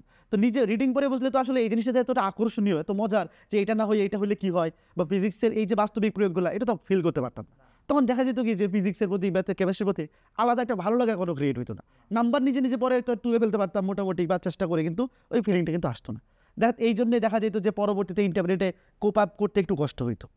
তো এখন যেটা দাঁড়াচ্ছে যে এখন যদি আমি আমার ওই জিনিসটা চিন্তা করি যে যদি এরকম একটা স্টুডেন্ট থাকে যে ভালো কন্টেন্ট সে পাচ্ছে না বা কোয়ালিটিফুল ক্লাস পাচ্ছে না, কিন্তু তার ইচ্ছা আছে, আমি নিজে থেকে চেষ্টা করতে চাই, যেটা আমরা পাই না। আমার ইচ্ছা ছিল ভালো করে পড়ার বা ফিজিক্স কেমিস্ট্রি এই জিনিসগুলো ভালো মতো বোঝার, কিন্তু আমি সুযোগ পাই নাই, ওরকম ভালো টিচার পাই নাই। সেটা এখন ফিউচার স্কুল তোমার বাসায় মানে তোমার দরজার সামনে পৌঁছায় দিচ্ছে। এই অলরেডি যে ফ্রি ক্লাসগুলো নিচ্ছে 6 থেকে 10 ভার্সনে, তোমরা জানো এটা কতটা কোয়ালিটিফুল, এবং তোমার খালি কাজ হচ্ছে দরজাটা খুলে রিসিভ করা। মানে কাইন্ড অফ এখন যে ফ্রি ক্লাসগুলো হচ্ছে, এখন তোমার কোনো পেমেন্টও করা লাগতেছে না। এবং যখন আমাদের পেইড কোর্স আসবে, সেখানে আসলে আমাদের যে পেমেন্ট স্ট্রাকচারটা এতটা মানে কম প্রাইসে আমরা কোর্স অফার করি যে এইটা সে যদি তার ইচ্ছা থাকে করার, এটা তার জন্য কোনো ব্যারিয়ারই না। এবং বর্তমানে যে ফ্রি ক্লাসগুলো হচ্ছে, এগুলো লাইক তুমি খালি দরজা খুলে রিসিভ করে খালি ভাই পড়াশোনাটা করো, এবং তুমি ইনসেন লেভেলে ক্লাস পাচ্ছ, এটা তুমি খালি এটা আমার বলা না, তুমি ক্লাসগুলোই বুঝতে পারো। তুমি একটা ক্লাস করে দেখো যে এখানে কোন লেভেলে ক্লাসটা আসলে তুমি পাচ্ছ। এখন আমি এটা রাকিবের কাছে শিফট করে দিব, কারণ আমাদের ফিউচার স্কুলের ক্লাস সেগমেন্টের, কন্টেন্ট সেগমেন্টের সবকিছু এখন রাকিব হ্যান্ডেল রাকিব ভাই করতেছে। দেখছে। মানে এখন মানে ওর কাঁধে ধরেন যে একটা বিশাল দায়িত্ব, বাংলাদেশে একটা জেনারেশনকে হায়ার বেতে বা সায়েন্সের জন্য রেডি করার যে একটা বড় দায়িত্ব। 6 to 10 কিন্তু টাফ একটা সেশন, টোটাল টাফ একটা সেশন। এই ধরনের শিক্ষার্থীদের মানে চিন্তা ভাবনা বোঝা সো টাফ, কারণ টাফ সেশন না, একটু ডাইনামিক, ব্যতিক্রম, এখানে অনেক ভ্যারাইটি থাকতে হয়, ভ্যারাইটিসও থাকতে হয়। সেক্ষেত্রে আসলে যে এসিএস ফিউচার স্কুল 6 to 10 এ যেই প্রোগ্রামগুলো যাচ্ছে, সেটা আসলে একাডেমিকভাবে আগামীতে কিভাবে প্রস্তুত করতে পারে বলে আপনার কাছে মনে হয়? আচ্ছা, আমাদের এসটিএস এর যে সিনিয়র সেগমেন্টটা, সেখানকার যে কারেন্ট স্টুডেন্টরা, ওরা আসলে মানে মাঝে মাঝে আমাদের কমেন্টে বল যে ভাইয়া আপনাদেরকে কেন আগে পেলাম না, আপনাদেরকে আগে পেলে হয়তো আমাদের স্কুল থেকেই আমরা খুব ভালো করে পড়াশোনাটা করতে পারতাম। তো একটা ঘাটতি ফিল হচ্ছিল আর কি, যে আমাদেরও হয়তো এই সেগমেন্টটায় যাওয়ার দরকার। তো ওই ঘাটতিটা ইনশাল্লাহ এসিএস ফিউচার স্কুল মিটায় দিবে। আর আমাদের যে একাডেমি ক্লাস 6 থেকে 10 পর্যন্ত, 6 থেকে 10 পর্যন্ত কিন্তু শুধু পড়াশোনা না, হ্যাঁ পড়াশোনার পাশাপাশি, পড়াশোনা ছোট্ট একটা পার্ট, পড়াশোনা, extra curricular activities, sports, debate সব কিছুই থাকবে। তো আমরা চাচ্ছি ফিউচার স্কুল থেকে শুধু পড়াশোনায় যাতে একজন শিক্ষার্থী পারদর্শী না হয়, সব কিছু সেজন্য একজন পারফেক্ট অলরাউন্ডার হিসেবে গড়ে ওঠে। আমরা এই ব্যাপারটা এনশিওর করতে চাচ্ছি। এক্ষেত্রে আসলে কো কারিকুলাম অ্যাক্টিভিটিস কতটা গুরুত্বপূর্ণ আপনার কাছে মনে হয়? আমার মনে হয় 6 থেকে 10 পর্যন্ত পড়াশোনা আর এক্সট্রা কারিকুলার যত অ্যাক্টিভিটি, এগুলা 50-50 ব্যালেন্স। আচ্ছা, এসএসসি রেজাল্টটা বাংলাদেশের বর্তমান কারিকুলামে হয়তো এসএসসি রেজাল্টটা ইম্পর্টেন্ট, সেটা এইচএসসি ভালো কলেজে অ্যাডমিশনের ক্ষেত্রে বা ইউনিভার্সিটি অ্যাডমিশন টেস্টের ক্ষেত্রে কাজে লাগে। কিন্তু 6 থেকে 10 পর্যন্ত একজন শিক্ষার্থীর যে ক্যারেক্টার বিল্ডিং, ওটা কিন্তু এক্সট্রা কারিকুলার যত অ্যাক্টিভিটি আছে, ডিবেট, স্পোর্টস, অন্যান্য ক্লাবিংস, ওগুলার মাধ্যমে। সেটা অনলাইনে কিভাবে করছে? আমরা বিভিন্ন কমিউনিটিস রাখবো, ক্লাবস অ্যান্ড কমিউনিটিস। আমাদের স্পোকেন ইংলিশ ক্লাব থাকবে, স্পোর্টস অ্যান্ড ফিটনেস ক্লাব থাকবে।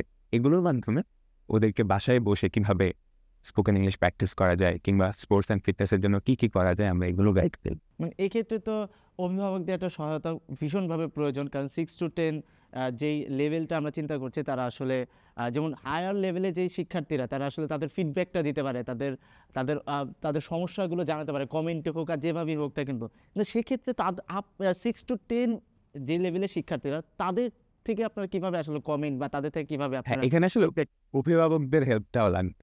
হ্যাঁ, আমাদের প্রত্যেকটা কাজে স্টুডেন্টস অ্যান্ড অভিভাবক দুইজনই জড়িত থাকবে। আমাদের অ্যাপের মধ্যে স্টুডেন্টেরও একটা প্রোফাইল থাকবে, প্যারেন্টেরও একটা প্রোফাইল থাকছে।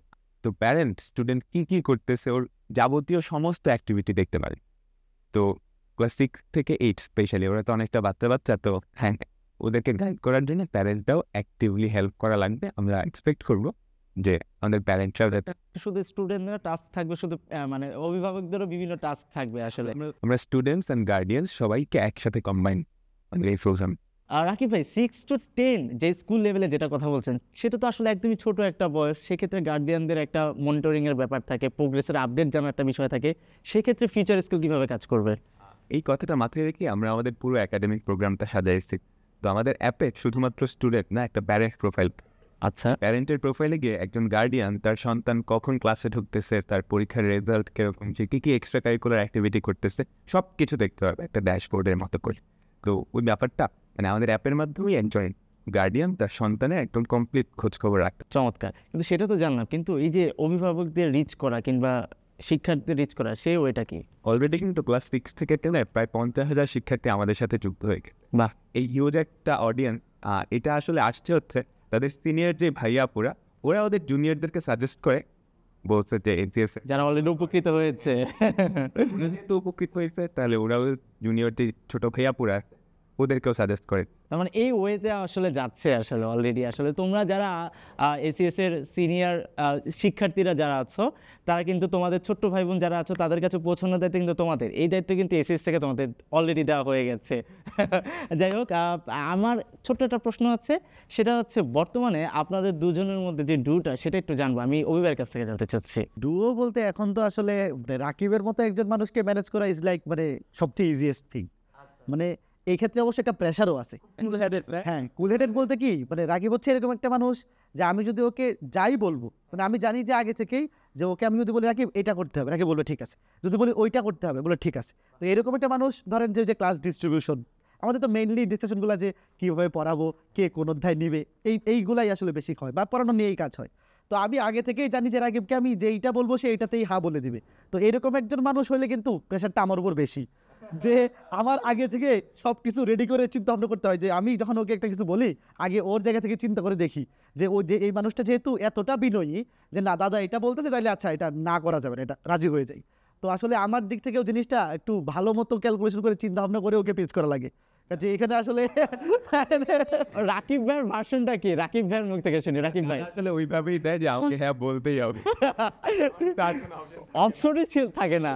না, আল্লাহ, চেষ্টা করি যে মানে ওকে আগে পিচ করার আগে যে 12টা অধ্যায় থাকে নর্মালি, যে কোন 6টা ও নেবে কোন 6টা আমি নিব, তো আগে গত বছর কে কোনটা নিছি, তো এভাবে আগে একটু ফিল্টার আউট করে তারপরে আগে একটু বলি হবে না। রাকিব ভাই বলে দিতে কিন্তু অপশনই থাকে না। রাকিব যে এরকম একটা প্ল্যান করছে, গুছায় দেয়, প্ল্যানিংটা এত সুন্দর থাকে না, মানে ওইটাই পারফেক্ট, ওইটাই পারফেক্ট এখনো হইতে যায়। পর্যন্ত যতগুলা কোর্স আমাদের 22, 23, 24 এখন 26 ব্যাচ রানিং, যতগুলা কোর্স চলতেছে সবগুলার চ্যাপ্টার ডিস্ট্রিবিউশন, কোনটাতে কয়টা ক্লাস যাবে, কোনটার প্ল্যান কি হবে, সবকিছুতে যতগুলা মিটিং হয়েছে রাকিবের সাথে খালি জাস্ট জানাইছি রাকিব যে এরকম এরকম প্ল্যান করছি, তোমার কি মনে হয়? তখন রাকিব বলে যে ঠিক আছে দাদা এটাই পারফেক্ট প্ল্যান, এটাই কন্টিনিউ করি। তো এই জন্য মানে আমারও একটা এক্সট্রা প্রেশার ফিল হয় যে ওকে এক্সট্রা প্রেশার দিয়ে বলতেছে কিনা, ও তো বলেও না, মানে যদি কখনো এরকম হয় যে ওর এক্সট্রা প্রেশার পড়ে যাচ্ছে, দাদা বেশি কাজ দিয়ে বলতেছে, তাও রাজি হয়ে যায়।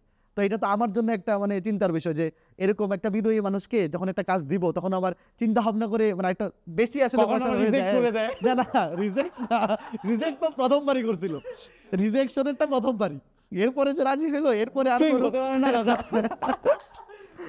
না অলরাইট, সিলেবাসের বাইরে গল্পে গল্প কিন্তু জমে পুরাই ক্ষীর, কিন্তু এখন কিন্তু আরও জমে যাবে, কারণ এখন হবে আপনাদেরকে ঝালাই করার সুযোগ, অর্থাৎ র্যাপিড ফায়ার রাউন্ড। সেখানে আমি কোয়েশ্চেন করবো, কিন্তু সেই কোয়েশ্চেনগুলো ঝটপটভাবে উত্তর দিতে হবে, এবং সেটাও কোনো একটা ওয়েতে, সেটা হচ্ছে পিং পং গেমের মাধ্যমে। খুব কঠিন কিছু হবে। অভিদা, প্রথমে আপনার পালা, আপনি রেডি?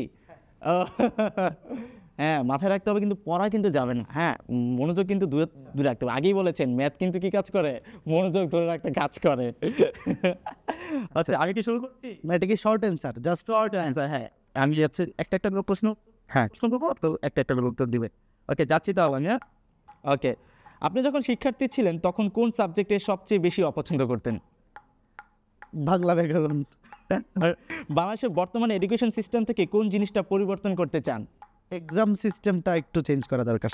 অলরাইট, যদি শিক্ষক না হতেন তাহলে কি হতেন? ইঞ্জিনিয়ার, যেহেতু নিজে অলরেডি ইঞ্জিনিয়ার, তো ইঞ্জিনিয়ারিং কোনো জব করতাম হয়তো। খেলাধুলার প্রসঙ্গ যেহেতু চলে আসছে, তাহলে বলতে হচ্ছে স্পোর্টস কোনটা পছন্দ, ক্রিকেট না ফুটবল? ক্রিকেট। ওকে, স্টুডেন্টের একটা ক্রিয়েটিভ এক্সকিউজ বলেন। এক্সকিউজ বলতে আমি একবার বাড়ির কাজ দিয়েছিলাম স্টুডেন্টকে, তো পরের ক্লাসে জিজ্ঞেস করছিলাম যে বাড়ির কাজ কে কে করো নাই, তখন একজন বলছিল দাদা আমি তো হোস্টেলে থাকি, তো আপনি তো হোস্টেলের কাজ দেন নাই, এই জন্য আমি করি নাই। হোমওয়ার্কের জায়গায় হচ্ছে হোস্টেল ওয়ার্ক দিতে হইতো। আচ্ছা, যাই হোক, সেটা হচ্ছে ম্যাথের কোন টপিকটা শেখাতে ভালো লাগে? ক্যালকুলাস, অন্তরীকরণটা বেশি ভালো লাগে পড়াইতে। আচ্ছা, আপনার প্রিয় গণিতবিদ কে? গণিতবিদ প্রিয় অয়লার। গণিত ছাড়া আর কোন বিষয় ভালো লাগে? ফিজিক্স। যারা শিক্ষক হতে চায় তাদের একটা পরামর্শ দেন। শিক্ষক হওয়ার জন্য পরামর্শ হচ্ছে টাইম সেন্সটা একটু বেশি থাকা লাগবে, যাতে সময় যে কোনো কাজে টাইমিংটা মেনটেন করা এবং ইফোর্টটা মানে যতটুকু বেস্ট পসিবল হয় একটা ক্লাস নেওয়ার জন্য প্রিপারেশনটা সর্বোচ্চটা দিয়ে নেওয়া, এটাই।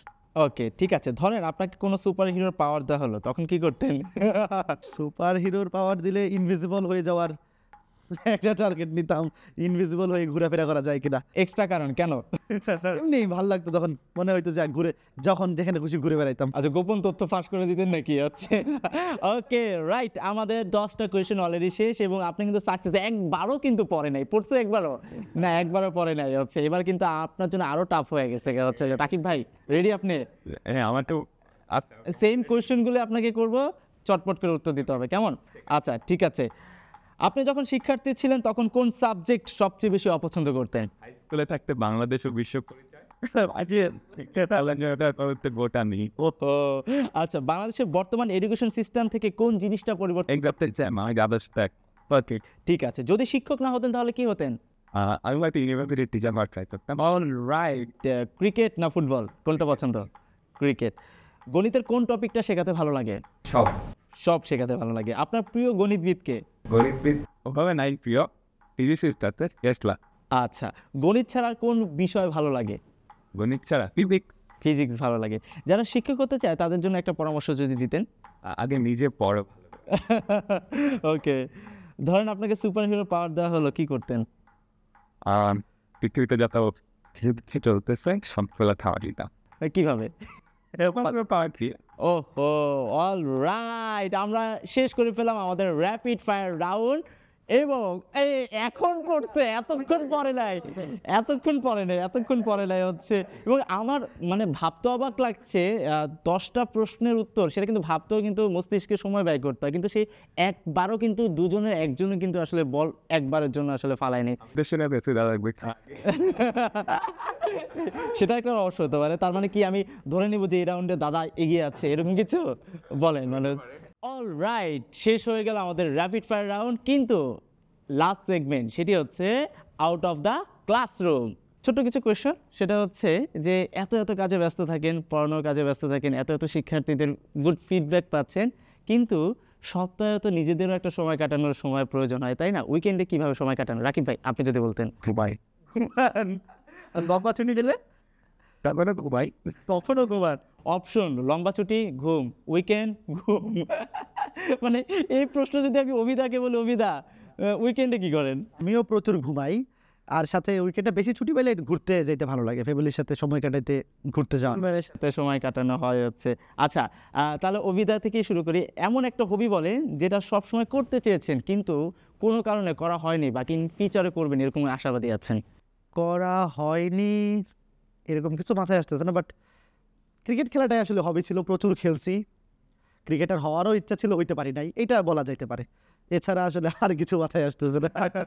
আর যদি একই প্রশ্ন আমি হচ্ছে রাকিব ভাইকে বলি, যে এমন একটা হবি যেটা করতে চেয়েছেন কিন্তু করতে পারেনি, কিন্তু ইন ফিউচারে করার ইচ্ছা আছে। বাইক নিয়ে হারায় যাওয়া। বাইক হারিয়ে যাবেন? বিপদে পড়বো আমি।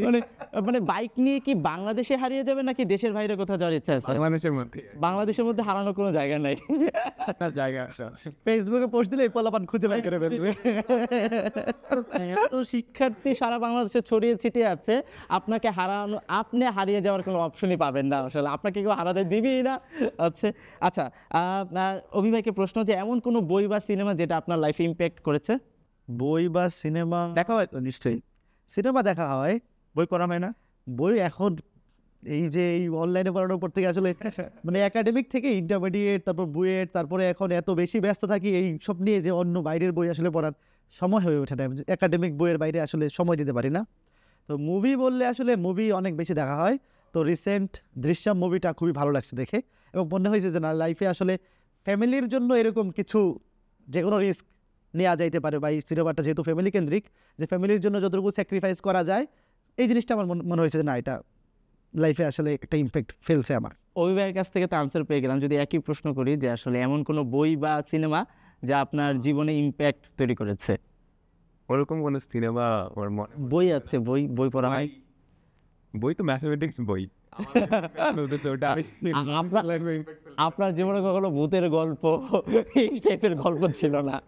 মানে সে মানে হয় না ছোট, ওগুলো ইম্প্যাক্ট রাখার মতো, মানে ইম্প্যাক্ট তৈরি করে না, কিন্তু করেছেন নিশ্চয়ই। প্রচুর বই পড়া হয়েছে, সাহিত্য পছন্দ করেন নিশ্চয়ই।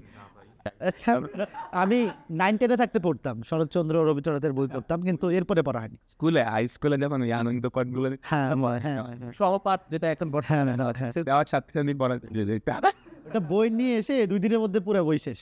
মানে ইন্টার লেভেলে কিন্তু আবার ওগুলো পড়া যায় না, ওগুলো আবার হচ্ছে সো টাফ, হচ্ছে নাটক থাকে, উপন্যাস থাকে, লম্বা থাকে আসলে।